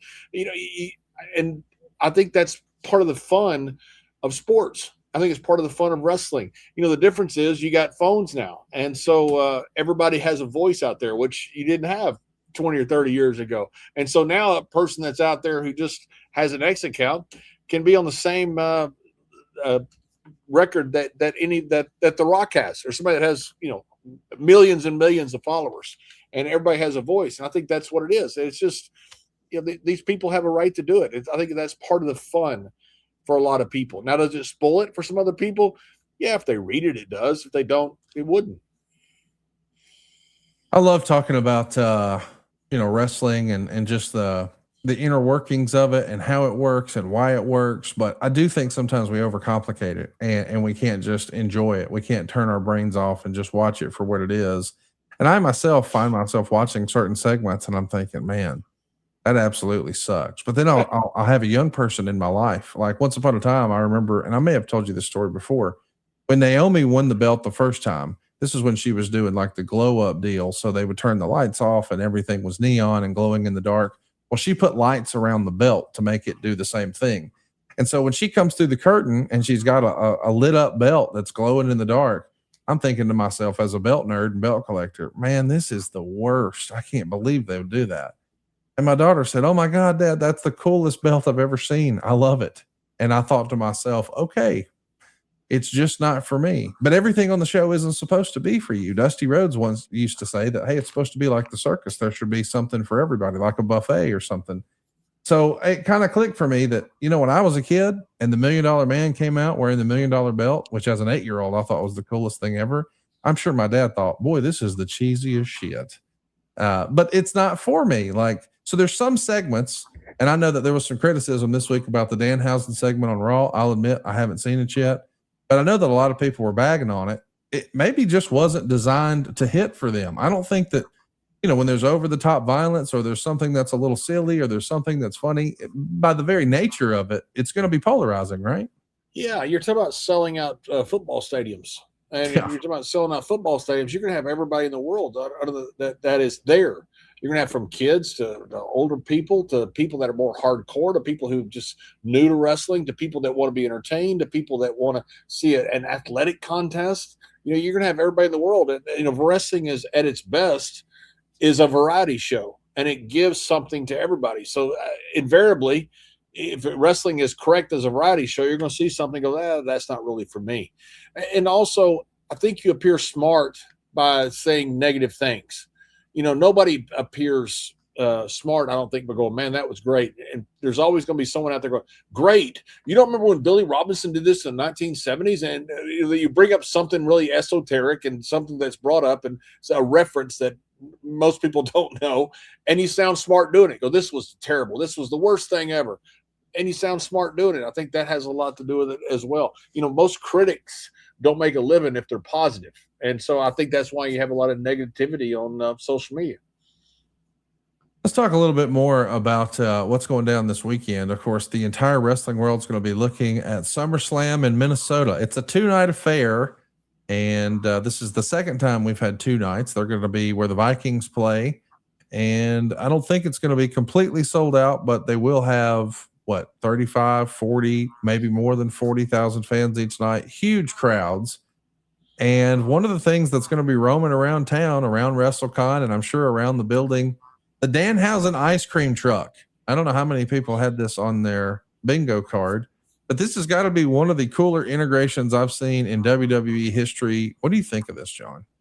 Danhausen came up to me and Ron at a first time. I think I ever met him was the first time, and he came up to me and Ron. He wanted to do a video, and I'm certainly not going to speak for Ron. And Ron goes, "I like that kid," and right away Ron said, we could do something with him. We did a couple videos later with him and some different stuff, and it was fun. He was very creative, but you kind of knew this kid had something. A kid, he's a grown man, kid to us, something special about him. And you see stuff like this, he does have something special about him. I mean, he has been the Knicks embraced this guy. I mean, the NBA embraced him. ESPN embraces this guy. I mean, there's something about Danhausen that's just phenomenal. And I think he's already doing incredibly well. I think he'll continue to do incredibly well because he's a very smart guy. Can't wait to see it. And I think more people than ever are going to see this. I've read that Peacock and YouTube now have a deal. And I guess YouTube and ESPN have a deal. So YouTube TV and ESPN are rolling out a new integration that will allow subscribers to YouTube TV to automatically connect directly with ESPN services. So if you're a guy like me and I had signed up for YouTube TV and I've been using that for a long time, I had to go sign up for ESPN Plus and then ESPN Unlimited in order to get the WWE shows. Now it looks like there's a way to do that through YouTube TV. I assume behind the scenes, this was a big deal for YouTube and certainly for ESPN, but it's going to expose even more people, I think, to WWE this weekend. Don't you think? Yeah, absolutely. Look, I've never seen so much exposure. I watch ESPN all the time, and I see so mmany different interview segments with I saw the Bella Twins on yesterday, and the host was going, I'm a big fan of the old Total Divas, and it just put them over like $1 million, as they should be put over. But I've never seen more exposure for wrestling, specifically WWE wrestling, in my life. I never dreamed that all this stuff would happen. It's absolutely amazing what guys are doing and girls are doing now with this exposure. I mean, to be able to make your name for yourself out like this outside of the wrestling world. It's one of the reasons that social media is so important. People bash, these young people for being on their phones all the time. And I certainly do too. I think you got to enjoy life, but you're also creating a brand for yourself. And that's very important that you can make a lot of money off of. And that comes because of these great opportunities. Let's take a minute and run through some of the SummerSlam card. I want to remind you that we've still got a couple of really fabulous this week's in history. We're going to be talking about a couple of tidbits from the NWO. We've got a moment from Japan, and we've got curtain jerkers. Stay tuned for that. But I wanted to ask you a little bit about the card this weekend. It's kind of a loaded card with it being a 2-night affair. We'll start with Saturday. CM Punk and Cody Rhodes. This is probably the main event. I imagine it closes the show. I guess there's a chance it would open the show. Maybe they close with Hell in a Cell. We'll see on Saturday. But Punk and Cody, it looked like we had babyface versus babyface. I don't know if tweener is still a word. I don't even know if babyface and heel are even appropriate in 2026. But I can't wait to see what goes down in this match because I can't call it. I usually have some sort of an idea or a strong feeling, and I say, oh, I can see them doing this. I could see this one going either way, John. What say you? Yeah, I can too. And I was out in Vegas when Punk and Roman Reigns had that incredible main event. I remember I was sitting there, and there was a sports bar that had windows that were open to the outside that was, both open air. And I stood back there where nobody could really see me or recognize me. And I sat there and watched it. I just watched the crowd too about how much they were into that match. I mean, it was amazing. It was a hell of a match. And I think they're going to have the same. I think they'll have the same thing with Cody. Cody's a great worker. I think it's going to be a terrific match. As far as who wins, no idea. Let's talk a little bit about the women's world title. Liv Morgan and Io Sky. We've got the Bloodline. That's going to be Jacob Fatu, Jey Uso, and Jimmy Uso taking on LA Knight, Royce Keys, and Solo Sikoa. We've got Nikki and Brie Bella and Paige teaming up to take on Fatal Influence. And then the two that I really want to talk to you about, we'll start with Gunther and Nick Aldis. We've sort of previewed this earlier, said it could kind of go either way as far as does Nick want to remain as a general manager? Does he want to stick with being an in-ring wrestler? I also wonder, have they kind of booked themselves into a corner? I mean, Gunther has been an absolute buzzsaw, retiring Goldberg, John Cena, and AJ Styles. He's not going to retire Nick Aldis this weekend, I don't imagine. But if you were a betting man, it feels like Aldis would be the underdog. Would you put your money on the underdog, or are you betting the favorite with Gunther? No, because I think it'd be like minus 800 or minus 1,000 odds on Gunther, because I think Gunther is the overwhelming favorite in this. I don't see how you have a guy that's your future, your big future bad guy, heel, whatever you want to call him, and he's beat all these great, incredible talents and retired them. And as good as Nick Aldis is, and I'm a big fan of Nick Aldis, here's you have a general manager who's not an active wrestler, to come out of retirement essentially to fight Gunther. I don't think there's anything you can do here but put Gunther over. If you heard that was John putting the microphone in his carry-on. He's running late for the plane. I got a flight in 12 hours. We got to hurry, man. I better hurry. I got my 5 guys in Rosa waiting on me. Don't let it cool off now. Oba Femi, Brock Lesnar, Hell in a Cell. Call it for us. It's the rubber match. Oba retired Brock Lesnar, or so we thought, at WrestleMania. And then over in Italy, Brock tied it up after, I believe, 5 F5s. What's it going to take this weekend in a Hell in a Cell? Oba, Brock Lesnar, who walks out with the dub? I don't see how you beat either one. I understand that Brock is, getting toward the end of his career, but he's still got incredible value, but so does Oba. I don't see this one is really tough for me to call. My guess is there's going to be a ton of stuff that happens at the end of this. And then you're probably going to have Oba over is my guess. But I don't see this is a great matchup because you look at it and you go, I can't tell who's going to win between these two incredible beasts. This Oba is, I'm telling you, there's going to be an NFL stadium doing that dance this year when somebody like Saquon Barkley or King Henry scores a touchdown and does that dance. That thing's going to catch on. So I'm not sure. My guess is that you're going to put Oba over with some type of all types of orchestrated finish. Would you like to make a double cheeseburger bet from 5 Guys? Really? You got Brock? No. Here's the bet. I'm going to bet that Brock Lesnar and Gunther is next year's WrestleMania match. That's my guess in Saudi. I love that. That's my guess. I think that's a great guess. I think that's where you go with it. Absolutely. Yeah. You put Gunther over like $1 million and all of a sudden you have some type of retirement match. And can he actually retire the beast? I think that's fantastic. It's going to be fantastic on Sunday. I know it's going to be something you're going to be paying close attention to. Maybe the hottest heel in recent memory in WWE, Dominic Mysterio, is going one-on-one with Danhausen. And it's not just a regular match. John, this is a human monies on a pole match. Danhausen has stolen $100,000 from Judgment Day, and Dominic's coming back to get it. What do you expect with Dominic and Danhausen besides entertainment? It feels like a capital E on this one. I think it's going to be incredibly entertaining because I think Danhausen is fantastic, and I think Dom can match him as far as charisma. I think Dom just has a gift from God, and I've talked to Ray about it. It's just unbelievable, the ability that he has and this perception he has of how to work. I'm a huge fan of Dom. I think it's going to be fantastic. As a voice of AAA, or one of the voices of AAA, I certainly hope Dom goes over. Hey, how about this? I don't know if you saw, or I'm sure you knew, but it was revealed publicly today that Triple Mania in America is not only going to be in Las Vegas, it's at MGM Grand, the home of the old WCW pay-per-views like Halloween Havoc. I don't know why, but I absolutely love the idea that they're running the MGM Grand. Like, the MGM Grand Garden Arena has such a rich history for WCW, and then later the UFC. The idea that AAA and WWE are running a mega Triple Mania here. It's going down night one, Friday, September 11th. I don't know, man. I may actually make the trip out to Vegas for this one. I loved seeing Triple Mania in Mexico City. I'd really love to see it in Las Vegas too. I hate to take such a sharp turn, but you got to assume Dominic Mysterio is going to be a big player on that show.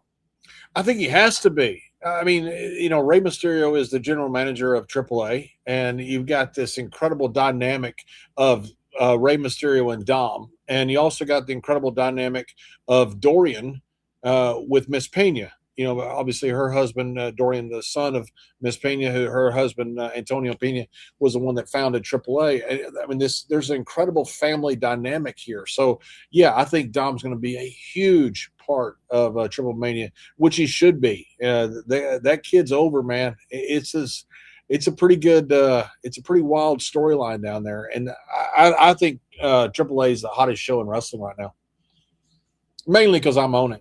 Well, of course. I mean, I want to talk to you about that another time. But, you know, my grandfather used to say, there's no stress like money stress, son. Well, are you feeling that right now? Let me help. You've got a friend in the mortgage business in me, and I've helped families just like yours save hundreds of dollars a month. Seriously, we've helped listeners to this podcast save up to $800 a month. At SaveWithConrad.com, we routinely help our podcast listeners consolidate all of their high interest rate credit cards into just one much lower monthly payment. Would you like to lower your monthly payments? Wouldn't it be nice to skip your next 2 house payments? Are you finally ready for some breathing room and peace of mind? Start saving money today with your friend in the mortgage business, me, at SaveWithConrad.com. You don't need perfect credit. You don't need money out of your pocket. And if we can't help you save some cash, we won't waste your time. You see, at SaveWithConrad.com, we don't say no. We say not yet, but here's how. We want to be your mortgage advisor for life. So find out how easy it is to finally get rid of your credit card debt once and for all, get a much lower monthly payment, and even skip your next 2 house payments. Let's find out how much money you can save for free at SaveWithConrad.com. NMLS number 1281698 and 203902. Equal housing lender. SaveWithConrad.com. Let's talk about Finn Balor and Sami Zayn. This is a number 1 contenders match. I believe the winner will get a shot at the Cody Punk championship belt. Finn Balor, of course, has been seemingly in this position before. I hope this is the time to pull the trigger, but I wouldn't be surprised since there's been so much story with Cody and with Punk. If they went with Sami Zayn here, he's fresh off of a world title reign himself. If you were a betting man, if you were going to handicap this, who would be the betting favorite, Finn Balor or Sami Zayn? You know, and Sami Zayn, you know, coming off that nice little, you know, run. I say nice little run. It was a 9-day run, but he won the championship, you know, kind of like Tommy Rich did. He just turned 70, by the way. So happy birthday, Wildfire. Finn Balor, man, I tell you, when he came down to AAA and he had Demonico with him, and it was freaking awesome. That guy can do anything. I mean, just absolutely anything. So good, Sami Zayn. I think it's going to be a terrific match. I'd kind of like to see Finn Balor get his shot. You know, Sami Zayn had his shot. I'd kind of like to see Finn Balor get his shot, and I hope that's where they go. Looking forward to hearing what you think about Trick Williams and Baron Corbin. The United States title will be on the line. I know you're tight with Baron. I'm so glad he's back in WWE. Yeah. Trick Williams feels like he's got the hot hand, though. What do you think? Yeah, I hope Baron goes over because I like Baron. Baron's a good friend of mine, and I had a lot of fun working with Baron. He's a very talented guy. He's a good guy. I like Baron a lot, and I don't know what they're going to do here. And they just brought Baron back. Trick's a guy that's absolutely on fire right now. So you got two kind of guys that are – it's kind of match you want because it's a match you can't really call. But I'm going to go with my buddy Baron. We got to do another one here. This is a big one with lots of lucha implications. Penta and Chad Gable for the Intercontinental title. Of course, you called Chad Gable's match against Kaiser, the El Grande Americano saga down in AAA, the greatest match you've ever called in WWE. And now Chad Gable is on the main roster challenging for the Intercontinental title at one of the biggest events of the year. But man, Penta has been a featured player ever since Raw debuted on Netflix. What do you expect here, Penta or Chad Gable? Yeah, I saw Chad elevate his game down in AAA. Maybe it was the Undertaker talking with him, but I saw Chad just reach a different level. I thought Chad was a terrific worker. I think now he's a world-class worker. I think he might be the best worker in the world. And he got all of a sudden that light went on, and man, the stuff he did down in AAA was just amazing. I mean, that guy is a general, man. He's so freaking good. And Penta is fantastic. I mean, absolutely fantastic. I think Chad's going over in this. I think it's Chad's time, and I think they're going to take Penta and hopefully move him up into the main event. I say move up. Well, that's what it is. Move up into the main event type of World Heavyweight Championship level. The women's title is going to be on the line. They're going to crown an interim WWE Women's Champion with Jade Cargill, Tiffany Stratton, Chelsea Green, Charlotte Flair, and one other. This is a ladder match. And I don't know, man. This is going to be wild. I don't know exactly what to expect. I could see them trying to heat up Charlotte Flair again. I could see them going back to Jade or Tiffany. And maybe I'm in the minority, but I'm pulling for Chelsea Green in this one. I think it would be a great moment. I can't help but think about Matt Cardona posing at the top of the ladder at WrestleMania maybe 10 years ago, holding the Intercontinental title. I'd love to see Chelsea Green recreate that pose with the women's title. What do you expect with this one, John? I think Chelsea Green is unbelievably talented. All these ladies are very talented, but Chelsea Green, man, she can just do anything. What range she has. I mean, she's so freaking talented.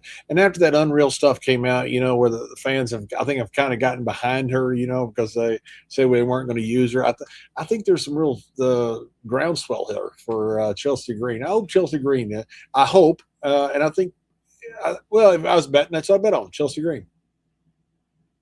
Last but not least, Roman Reigns and Seth Rollins are going to close the weekend out. It's a 2-night affair, and this has story all over it. Of course, these are two OGs from the Shield. This feels like it has been forever in the making. Who could forget Roman Reigns' first WrestleMania main event? It was spoiled by Seth Rollins, and Roman Reigns has done it all. He's held the title longer than anyone on the roster right now, one of the longest reigns in history. Set so many box office records for WWE. He has more WrestleMania main events than Hulk Hogan. But there's one thing he's never been able to say he did, and that's beat Seth Rollins. On the one hand, it feels like it's time for Roman to check that box. But on the other, I kind of like when that box never really gets checked. It becomes a constant pursuit. I think that they could come back to this over and over again. What do you think, Roman Reigns or Seth Rollins? Who walks out champion Sunday night? If you want to have a separate match here, you put Seth Rollins over. And I agree with you. Put him over and then have Roman end up coming back to the main event. And there's always that person out there that Roman has never beaten, and that's another huge match you can have down the line by, doing your match now, taking a little roller coaster here, then ending up with it again. If Roman goes over, I'm not sure if that stops it or not, the storyline. So I don't know. I think this one's hard to call. These are two great workers, by the way. I mean, both these guys. I've gotten, when I was an agent for a very short time, I got to work with both. I have a lot of respect for both these guys. Two really smart guys. I can't wait to see it. I think this is going to be an incredible SummerSlam. I know there's been a lot of negativity online around WWE, whether it's AI graphics or the tickets not selling or them not liking what the writer said in Unreal, or they shouldn't have done this or they shouldn't have done that. And I appreciate the passion, as Triple H says, but I feel like this weekend WWE is poised to deliver a huge weekend. But what everybody's going to be talking about is the last match. That's according to Seth Rollins. I wanted to get your take on this. I think all of us want to be at the top, Seth said. And the top is the match that goes on last. I don't care what anybody says. I know there's been a lot of conversation around the WrestleMania main events now that there's 2 nights. But I'm of the feeling that night 2, the last match that goes on, is the money draw. That's the big match. It's the marquee match. That's the business I got into. I'm always wanting to close the show. He said that on WWE radio. It does feel like this is a little shot across the bow at Cody and Punk. I love when we've got this professional competitive spirit. Everybody wants to be the top guy. What do you think? Do you agree or disagree that what goes on last in a 2-night weekend, that's the real main event? I think so. Yeah, I think so. And I'd call them both main events because both are end up closing shows. It's hard to close shows that are really good. And I think, I give them both main events, but which one has more prestige? I think the last night does have more prestige. They're taking anything away from, the first night. That's a main event on its own right. But I think that last night is. But what a great hype Seth Rollins put here. This is tremendous. This is how you hype a match. This is how you hype the importance of a match. Seth's a smart guy. But the way he did this, I think is perfect for hyping this match with Roman. I'm looking forward to it. We want to hear from you guys. Which match are you looking forward to the most this weekend at SummerSlam? Let us know in the comments below. We're, of course, going to talk about SummerSlam next week, and maybe we'll be talking about the new trademark from WWE. John, since we've been recording, there's been a report out that, and I can't believe this is real in 2026, the WWE has filed the trademark AWA. Of course, that was the American Wrestling Association. And gosh, it was probably about 20 years ago, we saw a variation of this logo being worn by John Cena on his t-shirts and his merch. And he even tried one that was sort of Pabst Blue Ribbon inspired. But now they're actually trying to do something with the AWA. And this makes me wonder to myself, are they going to start another league? Is this going to be another name for a developmental territory? What do you make of this? What could this be, John? I'd love for that to happen.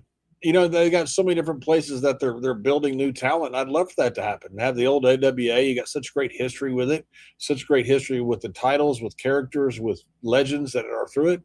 I think it'd be great if that's what it was. I'd have no idea what it is, but I think that'd be great if it was.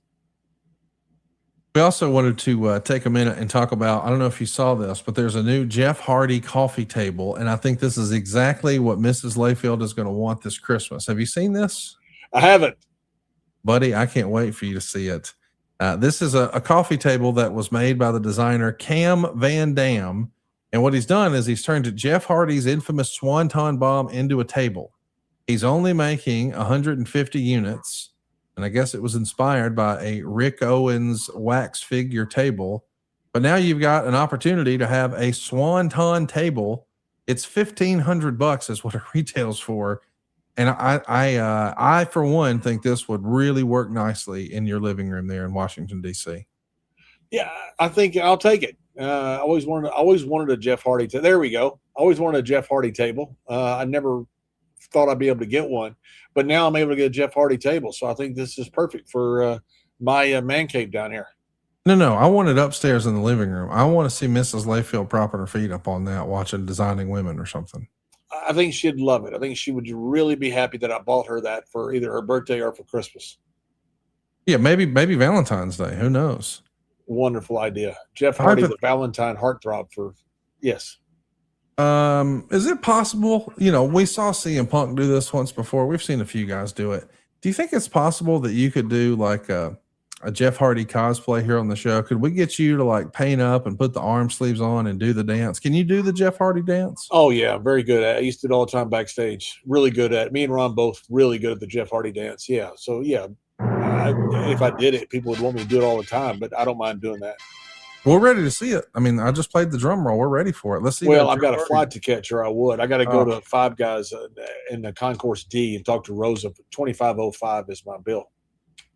Hey, for real, can you imagine the heat you would get in your house if some furniture movers started walking into your living room and sat that Jeff Hardy table down in your living room? Can you imagine? No, I couldn't imagine. And I hope that never. Yes, yeah, that would not be probably would not be well received. No offense to Jeff. Hypothetically, How many indie wrestlers are going to rip a bag off of that, do you think? I think quite a few will. I tell you what, I go to these signings. The Jeff Hardy draws, he and Matt draw more than anybody out there. I mean, it's unbelievable how popular he is. And I mean, it's ridiculous. I mean, he's a good guy. He's incredibly talented, but there's something about him that just draws people to him. I mean, it is just absolutely amazing. And he takes forever to sign stuff because he'll draw all kinds of stuff. He talks with people. I mean, he's great with fans. But man, what a run the Hardy Boys are on. Yeah, I mean, you want to talk about over. I know people throw that around right now, but yeah, Jeff Hardy has been over for over 20 years. I mean, like a rock star. Yes. And a lot of that, I think, has to do with the music. And this is something I wanted to get you to weigh in on because a friend of the show, Alan, recently over on X, recently pointed out that this week is the 34-year anniversary of a singles match between Barry Horowitz and Kenta Kobashi. Yeah, Kenta Kobashi, arguably the greatest wrestler in the history of Japanese wrestling, maybe ever, anywhere. They wrestled, and it became infamous for reasons outside the ring. I'll admit, I did not know this story before I saw the post from Alan. But I guess as the story goes, Kobashi beat Barry in 11 minutes and 40 seconds. But apparently, as soon as Barry Horowitz came back through the curtain, Giant Baba, or someone close to Baba, told Barry that he could never use that theme song ever again, and they didn't want to hear it on the tour ever again. Do you want to guess? And I know that, listen, there's a lot of choices, especially when you think back 34 years ago. There's a lot of choices of the music that you could pick.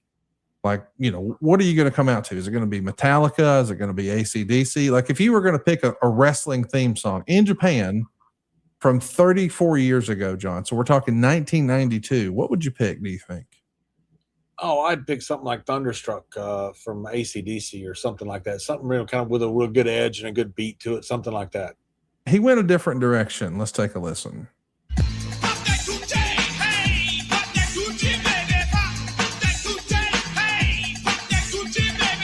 I wonder why Giant Baba didn't like that. What the hell is that?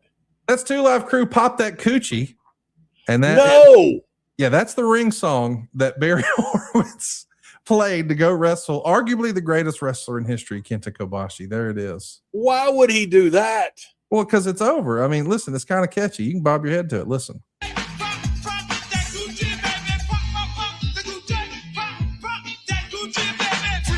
do you think? Is that the greatest thing you've ever heard or what? You know, for Baba to actually himself say something about somebody's ring music, it has to be horrible. I mean, horrible. I've never seen Baba say anything about a match. I was over there working for Baba. You know, occasionally he'd call you in, like a godfather from the mafia, call you in and do a thing. But for him to actually go and say something about it, he must have really been pissed off. That's quite amazing. What an incredible! I'd never heard that story. It is an all-time story. Shout out to Alan for sharing it with us. It made me laugh out loud. I couldn't wait to share it with you. Pop that coochie to go wrestle Kobashi. Pop that coochie. Yes, sir.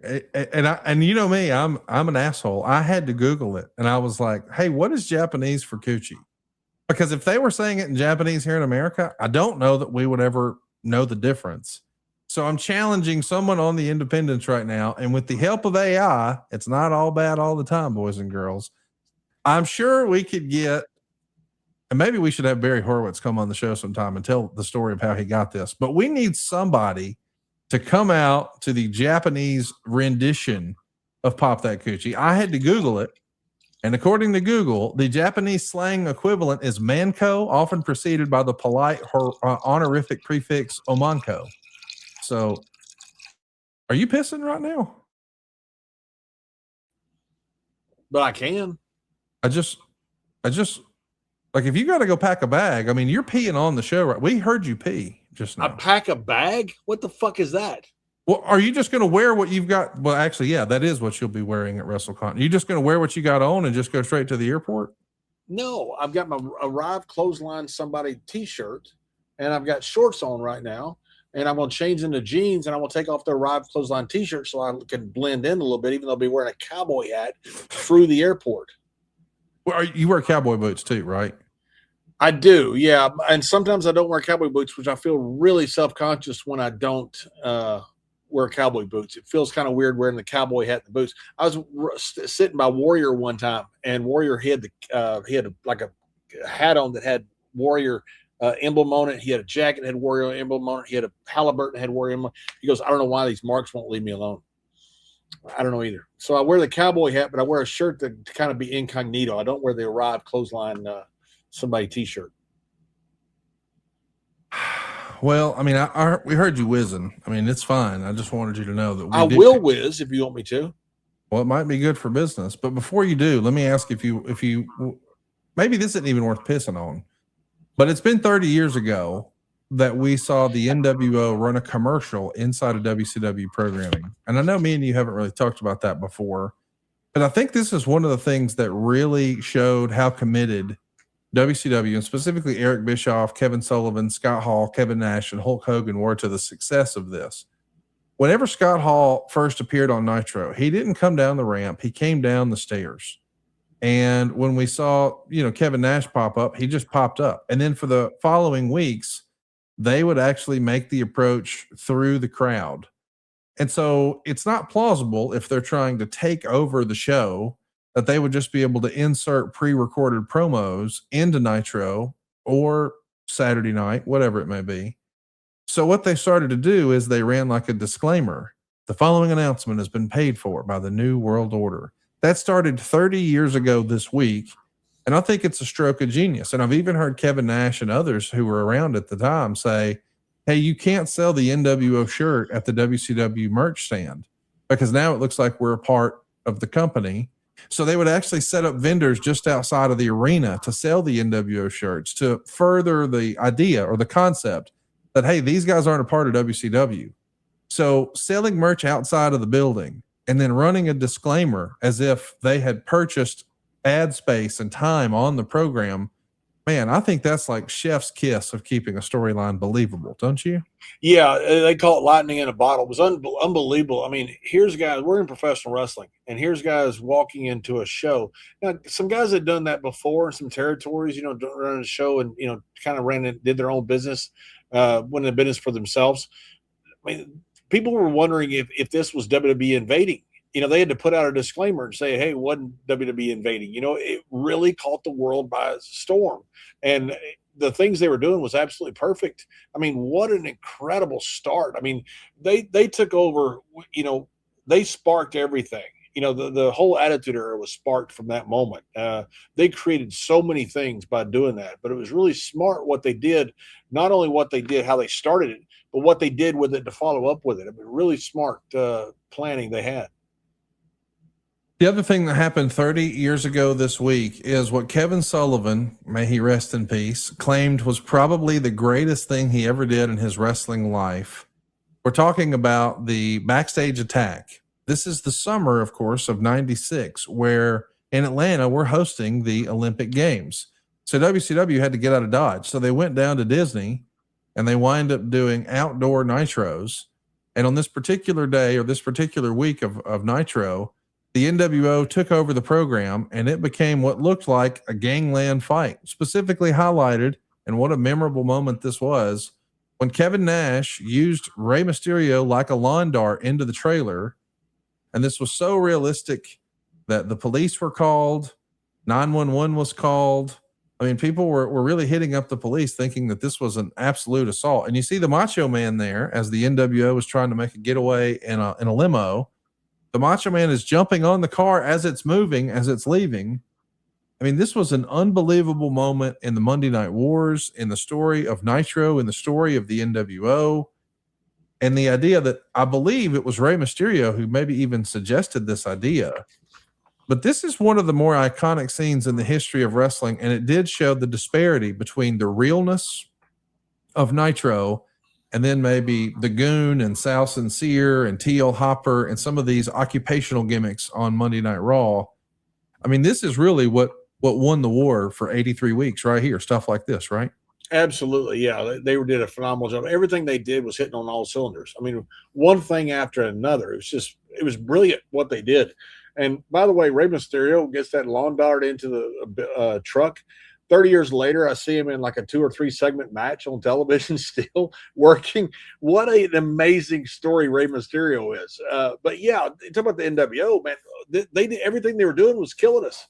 We'd sit there and watch and go, oh my God, they just got better. They just did something better. And then you think, okay, all right, maybe we got a chance here. Then they do something else. You're like, oh my God, we got no chance. They're killing us. Well, what was great about that scene is it did blur the lines of reality, not only because it was an assault, but the idea that we saw the good guys and bad guys within WCW, guys that seemingly would never get along, like Arn Anderson and the Macho Man. They were all united in their battle against the NWO. It was fascinating. This is what sucked me back into being a wrestling fan. I had sort of not watched wrestling for quite a while. I got knee deep in this era, and it was too good. I couldn't change the channel. And I think there's a lot of fans who still point to this moment and just the NWO storyline and say, hey, that was my peak fandom. And believe it or not, it was 30 years ago this week that went down. And it was only a few weeks ago, John, that you found yourself in Waterloo, Iowa.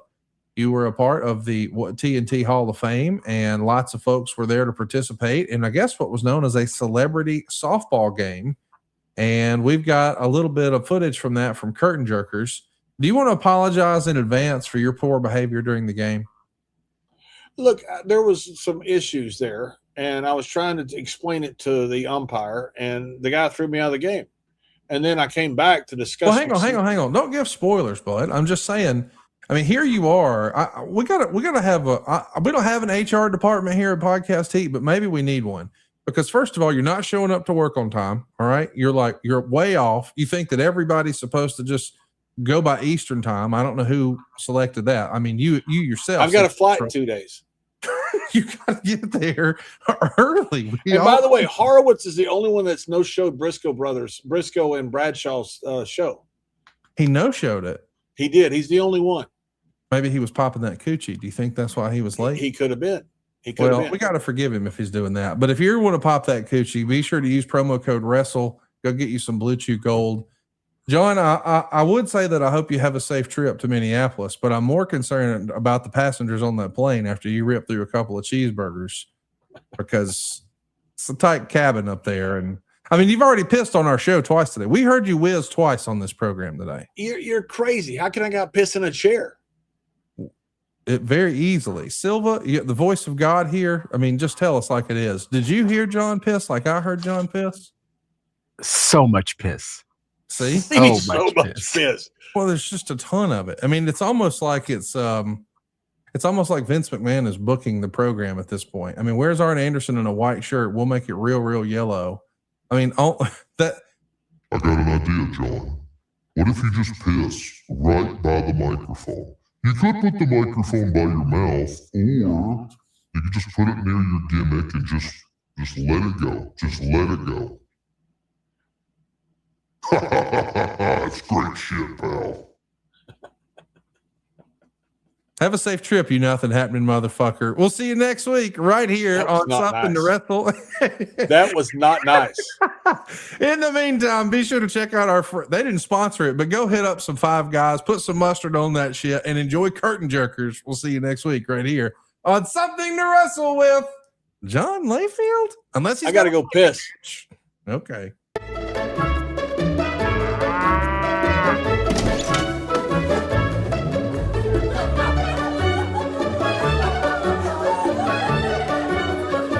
All right, here we are.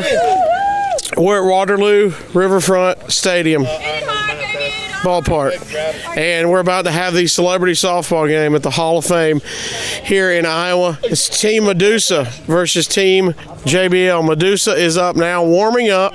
John was late already to the game. The other team was out here practicing early.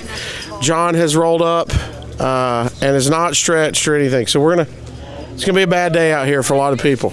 Instead of hitting dingers, they're going to be ripping their knees, ACLs, heart attacks. sunburns, whatever you can think of is happening here today at the Hall of Fame Celebrity Softball Game. John Bradshaw Layfield, the captain of JBL's JB Lariats. Tell me, how are you feeling ahead of this game? Terrible. Horrible. I mean, Medusa's been out here all day warming up. You play slow pitch softball because you're not an athlete or because you're decades past your prime. I've got Dr. Andrews on speed dial right now, and we have a feeling we got the over-under on 3 hip replacements by the time we're done here today. I can believe that. What do you mean you can believe that? What the fuck does that mean? When it comes wait a minute. What does that mean? You can believe that? Do you think that you've got a better team lined up than Medusa does in your dugout? No, I don't have any athletes whatsoever. No. I even stretched. Oh, I didn't know you were on my team. Josh is our athlete. Josh is our cleanup hitter. How many home runs are you? Josh is also shortstop, first base, second, and third. Oh my God. How many home runs are you expecting from the JB Lariats today? Depends on where the fence is. Out there. Out there. Okay, none. Okay, all right. But the heat's going to go down today at 90-degree weather. Today, JBL will be laying flat on his back because I'm going to body slam his ass, and boom, he's going to go down 1, 2, 3. We are here with the Queen herself, Karen Jarrett. Karen, are you going to play in the game? I mean, I will, but nobody's asked. Oh. Nobody's offered. Do you feel hurt? No, I think they're scared. Scared? Oh, hell yeah, they're scared. Now we know you're an athlete in the ring, wrestling wise. Did you ever do other sports? I did. I played volleyball and I played softball. Wait, so you got a little athletic background. They need you. You wore your tennis shoes. I play with a lot of balls. I like balls. Man, is it hot in here or the sun in my face? How do you think Jeff's going to do today? I should probably run for him. You going to be his pinch runner? I think I can run faster than he can. I think he can hit the ball, but I think I run faster. Jeff's a good hitter? Yeah, he's a good hitter. He knows how to hit. Mr. Jarrett's here. Double J. I got my factor bites here. Factor read. Let's do a factor read. Got my factor bites. Shameless promoter right here. Yes, every morning. Every morning. Shameless promotion. So banana in his bite. you've got a little bit like of a coaching mentality, right? Yeah. So you were interviewing Karen. I was. And are you thinking, for me, first base, second base, third base, or should I do a round tripper? Oh, I would say a round tripper. For sure, a round tripper. Cassio? I've never been caught in the middle of somebody's foreplay before. It's 8 a.m. All day. Is this what you deal with all day? All day. Hey, it starts at about 5:30 a.m. There's many reasons you're in the Hall of Fame, sir. many reasons you're in the Hall of Fame. What do you think you're going to do on your first at bat today? First at bat or first swing? Oh, either. No, I'll wait for my pitch, and I'm going to get me a nice ground single. A ground single? Yeah, I'm calling it right now. What do you think he's going to do? I think he's... All she wants to know is, all she cares about, she wants me to smash it and then get up to bat. Yeah. Do you think he gets to third base today? No, He's already been there. Today? He's already been there. Today? You can't. She said you've already been to third base today. Rise and shine. You're going to lose. That's why you're going to lose your legs. You ain't got energy. Exactly. I have a little weak knee. Well, I was noticing you don't quite have your jersey on yet, Bill. I decided to represent the aerobics community, and mine's more of a sports bra. I predict 5 in the park home runs today. Yes. If you had to take a bet, both of you, on who tears the ACL first, who would you guess? Oh, God. I'm in the running. We've got the two coaches. They're already jockeying for position. Medusa, JBL here. Hall of Fame game in Waterloo. Medusa's very confident. John, how's your confidence level right now? I'm thinking that I'm very confident. We're going to have a lot of people go to Birmingham for surgeries, for knee replacements, hip replacements. She went to a batting cage yesterday. She's actually taking this very serious. You went to the batting cage? She looks that awful after practicing. Yep. And how do you think you're going to be rocking and rolling? No, you play slow pitch softball because you're not an athlete. So these people out here thinking, oh, we're going to warm up like we're the New York Yankees. No, you're like the New York Yankees grandparents. Well, they have like matching socks and stuff, John. Did you even know you were playing today? No. Do you have a glove? No, I don't have. No. He doesn't even have a nut strap because it's in his throat.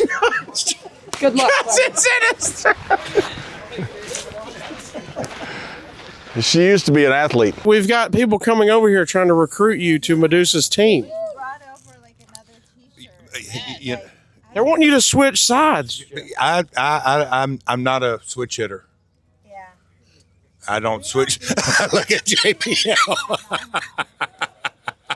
JBL. I'm sticking with you, my man. I'm a one-team man. Right? I don't like to switch hit. I'm not switching teams. I mean, you never heard of Jeff switching teams? I never heard of Jeff being. No. Yeah. Do you want to go return that? She gave it to. She wants Jeff to switch shirts and go to Medusa's team. Well, hell no. They've been out here practicing since dawn. You need all the help you can get, I think. Here we go. Whoa! Here we go. Whoa! Okay. I'm cramping already. Casio, okay. Be a switch hitter. Karen's mad. Karen's mad. If we could get, we're going to try to, Karen. This mic's picking up a lot of breathing right now. Here we go. Karen's making her way to the dugout. She's real mad. Uh-oh. My shirt. You need to stay away from my husband. Oh. Oh!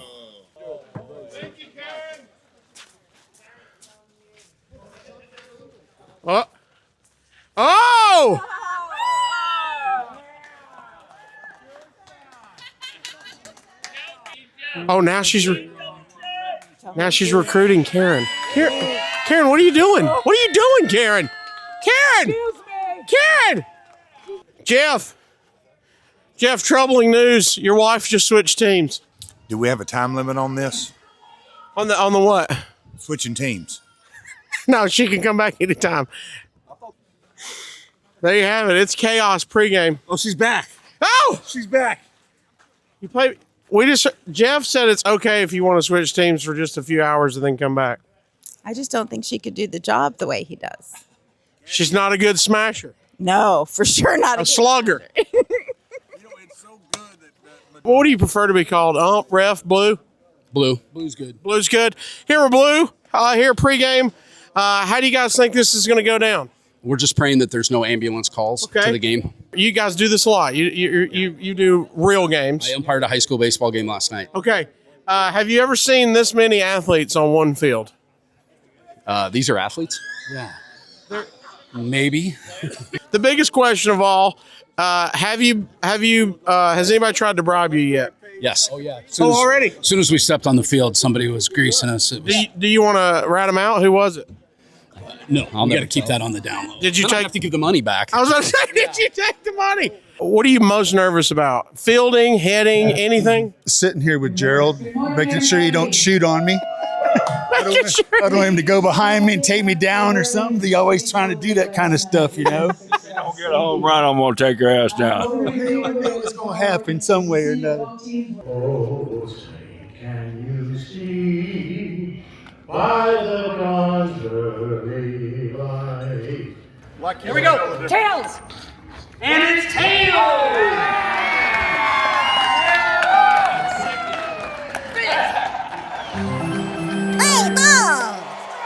That's a ball. I don't care if he swung at it. It's a ball. No.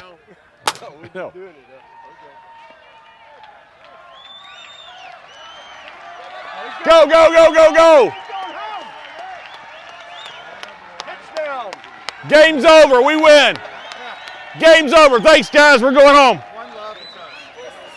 We just kicked y'all's ass. Hall of Fame one night, now celebrity softball game this morning. How you feeling? Pressure. Pressure, brother. Pressure. What pressure? Not pressure in my back and my shoulders and pressure everywhere. All the joints. All the joint pressures. Now, are you on the same team as Jazz? No, I'm not. Oh. How's the competitiveness between y'all two? Oh, very. Is it high? Very high. I got a little something up my sleeve. Did you ever play baseball or softball? Oh, yeah, I played. A little bit? Oh, yeah, a little little bit of ball back in your day? Back in the day, way back in the day. Well, good luck to you. Stay healthy. You got it. And congratulations on the Appreciate weekend, it, man. Appreciate it. Another recent Hall of Fame inductee last night. Well deserved. How do you feel today? There's chaos. People are switching teams. It seems like you're locked in and focused. I just want to hit that ball and not look like an idiot, since I haven't hit anything non-human with a bat in a long time. So has a little bit of a different characteristic of softball versus a person. It doesn't make as much noise, I'll tell you that. And even though the person might move a lot more and have all these distracting, bleeding and all that, right, pissing, it's just a lot easier to hit.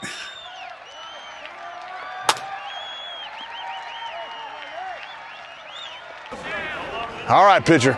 All right, baby. All right. All right. What the? What? Oh, sorry. I mean, strike one. Strike one. Strike one. I'm a modern day Josh Gibson up here.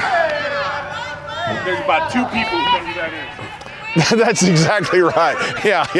If me and you.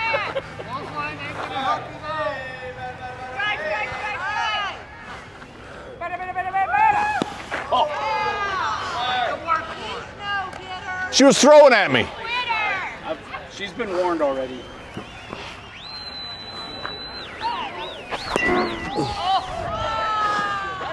Oh, shit. Oh, no. Oh, I got it made. I got it made. Woo.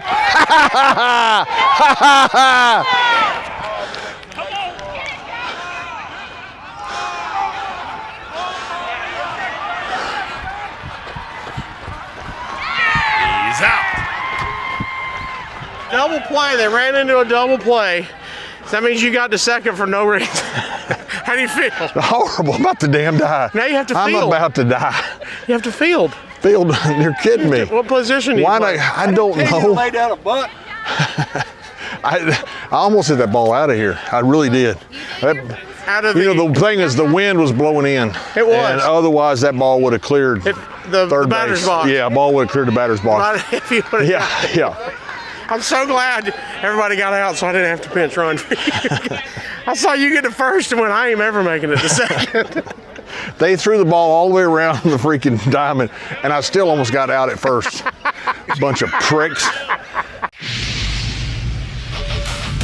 Want to grow your business with the power of podcast advertising? Reach loyal, engaged audiences through trusted host endorsements across the Podcast Heat Network.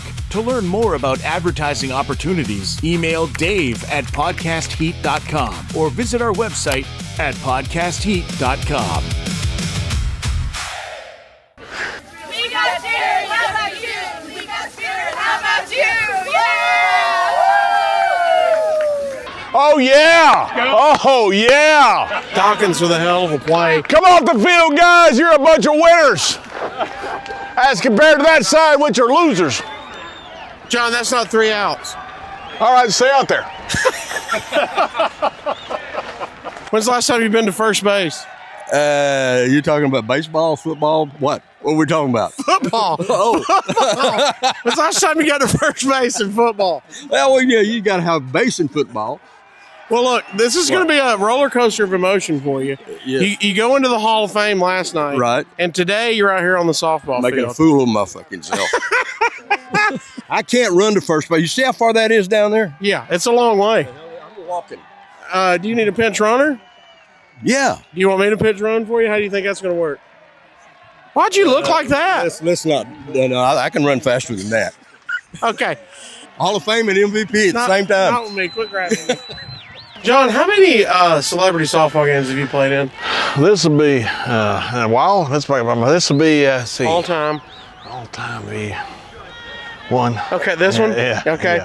Yeah. Let's just see how well John knows his team. John, who's your pitcher? What's his name? Oh yeah, he's good. He's the pitcher. Okay. You got who's your third baseman here coming off? Oh, that's the gimmick attorney. Okay. And these are your 2-star outfielders coming in. What's their names? Oh yeah, that's my two. That's the left fielder and the center fielder. The left fielder and center fielder. Hell yeah, right guys. Left fielder, center fielder, right guys. Hell yeah. Give you coach some knuckles. I think you play How about right that? field. Okay, he plays right field. If you want a case, we got to strut out. That's what you got to strut all the way to him. Yeah. Come on, Double J. I feel great. You stay right here. You ready? Come on, Double J. We got an up close interview. No, hell no. In the That's his batter's base box. runner. Here we go. We got a little pressure out here. Throw me something now. Throw me something, Jazz. Throw me something, Jazz. What's the chances I get hit by a bat? Very good. Okay. Hey, umpire, you suck. Don't follow. I don't know why, but you have to. You're umpire.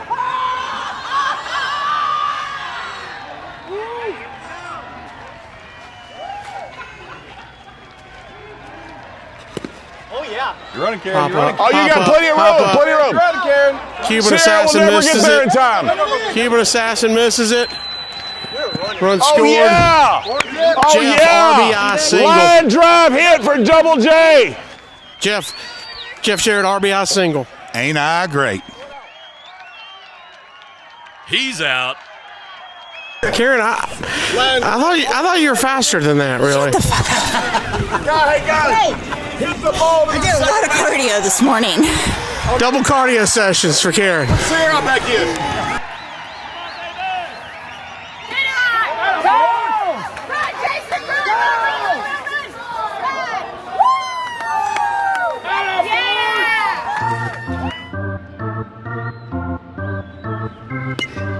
Oh, yeah. Yeah. Hey, your catcher's talking too much to our batter.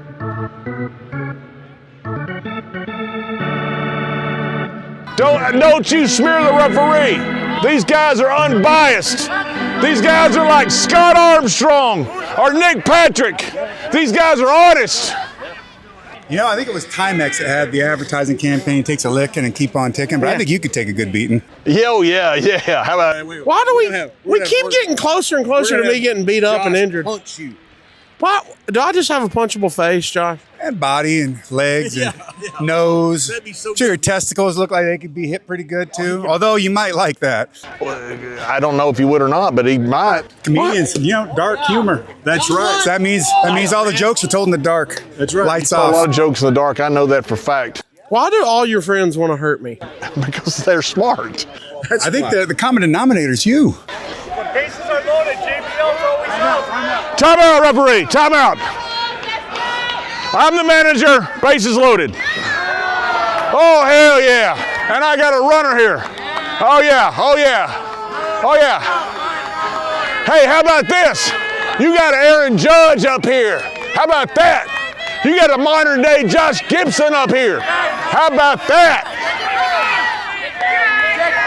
This is my pinch runner. Get ready, buddy. Get ready, buddy.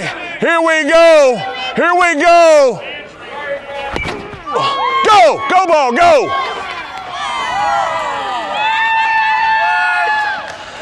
Is that all I get?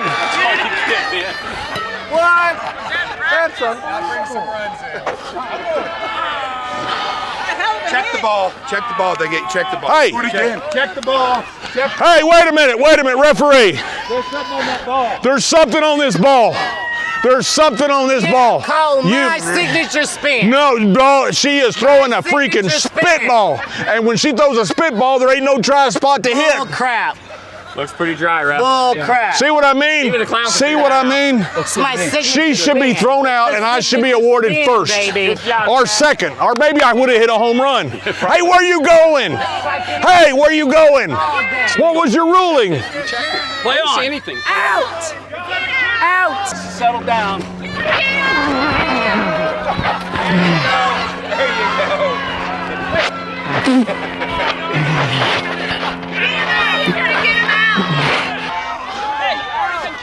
What in the blue hell are you doing? You've already been kicked out of here. That man was out by a mile.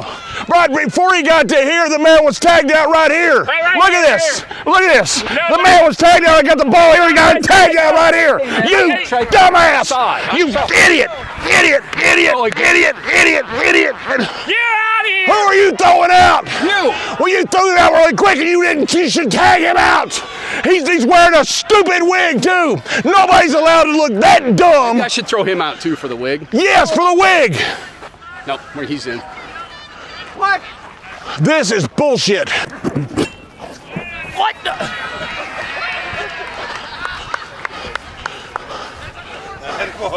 Oh, yeah. Yeah. Hey, referee, one more thing. Hey, referee, one more thing. Right there. Well, you can't do this. Oh, yes, you can. Hey. Talking to him. Oh. I don't know. Referee, I don't know what. You think you are? Yeah. You do not lay How about hands that? on my husband. Yeah, how about that? You put her hands on her. Yeah. How about that? How about that? I don't have the base. I don't know what you're talking about. And you hit her husband. Yeah. You hit her husband. You get back behind the plate. Yeah. Hey, we got it. He stole the base. He stole it. You got up with bases loaded. You inserted yourself. You changed the lineup. Yeah. And then you had me pinch run. Thankfully, you popped out. Jazz is throwing a spitball. There's no doubt about it. There's like you can see it coming off the ball when she's throwing it up there. Cause she has a real fast heater that coming up at me, but spit's just flying off the ball. What did Blue say to you? Because you're thrown out of the game. He now. threw me out of the damn game. He had a referee. He doesn't know nothing. He's as crooked as Bronco Lubitsch. How do you feel about your team right now? We suck. Absolutely. Bases loaded, we suck. I mean, you're the one that got out, and you're also up 5-1. That's just good manager. Well, now you can focus on managing. You don't have to play the game since you got kicked out. You could just manage. I can't go back in. No, you're done. You want to go to the bar? Yeah.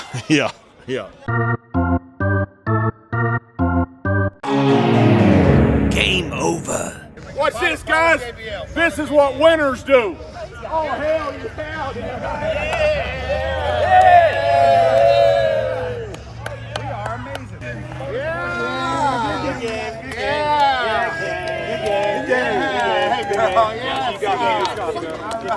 JBL, whoa, payoff. Yeah, we just won.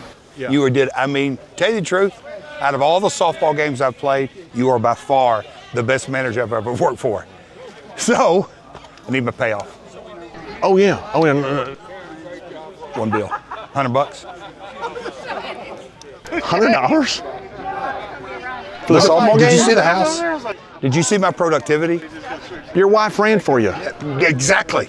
That's a bonus. I'm not even asking for that money. $100. $100.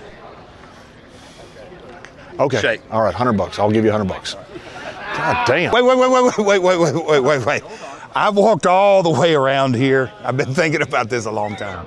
A long time? You just walked And if I leave here without my $100, I'm screwed. What do you mean? You got all the leverage. I've already done my productivity. But you mentioned Karen, that's an extra added bonus. We had a deal, but I've known you a long time. She ran for you. That's the bonus. So, $200. $200? Look, I appreciate you paying me. You're holding me up. Thanks, Finn. Thanks, John. He did it again. Tell him it's in the mail, John. I know how Vince felt.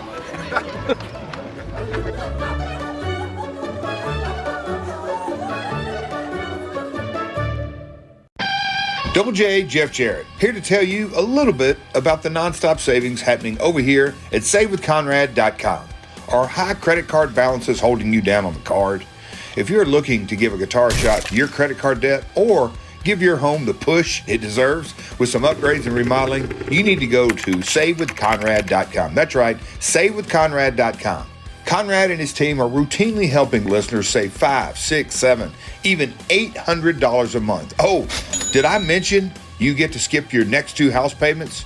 Take a cue from The Last Outlaw, because if anybody knows how to get the bag, it's me.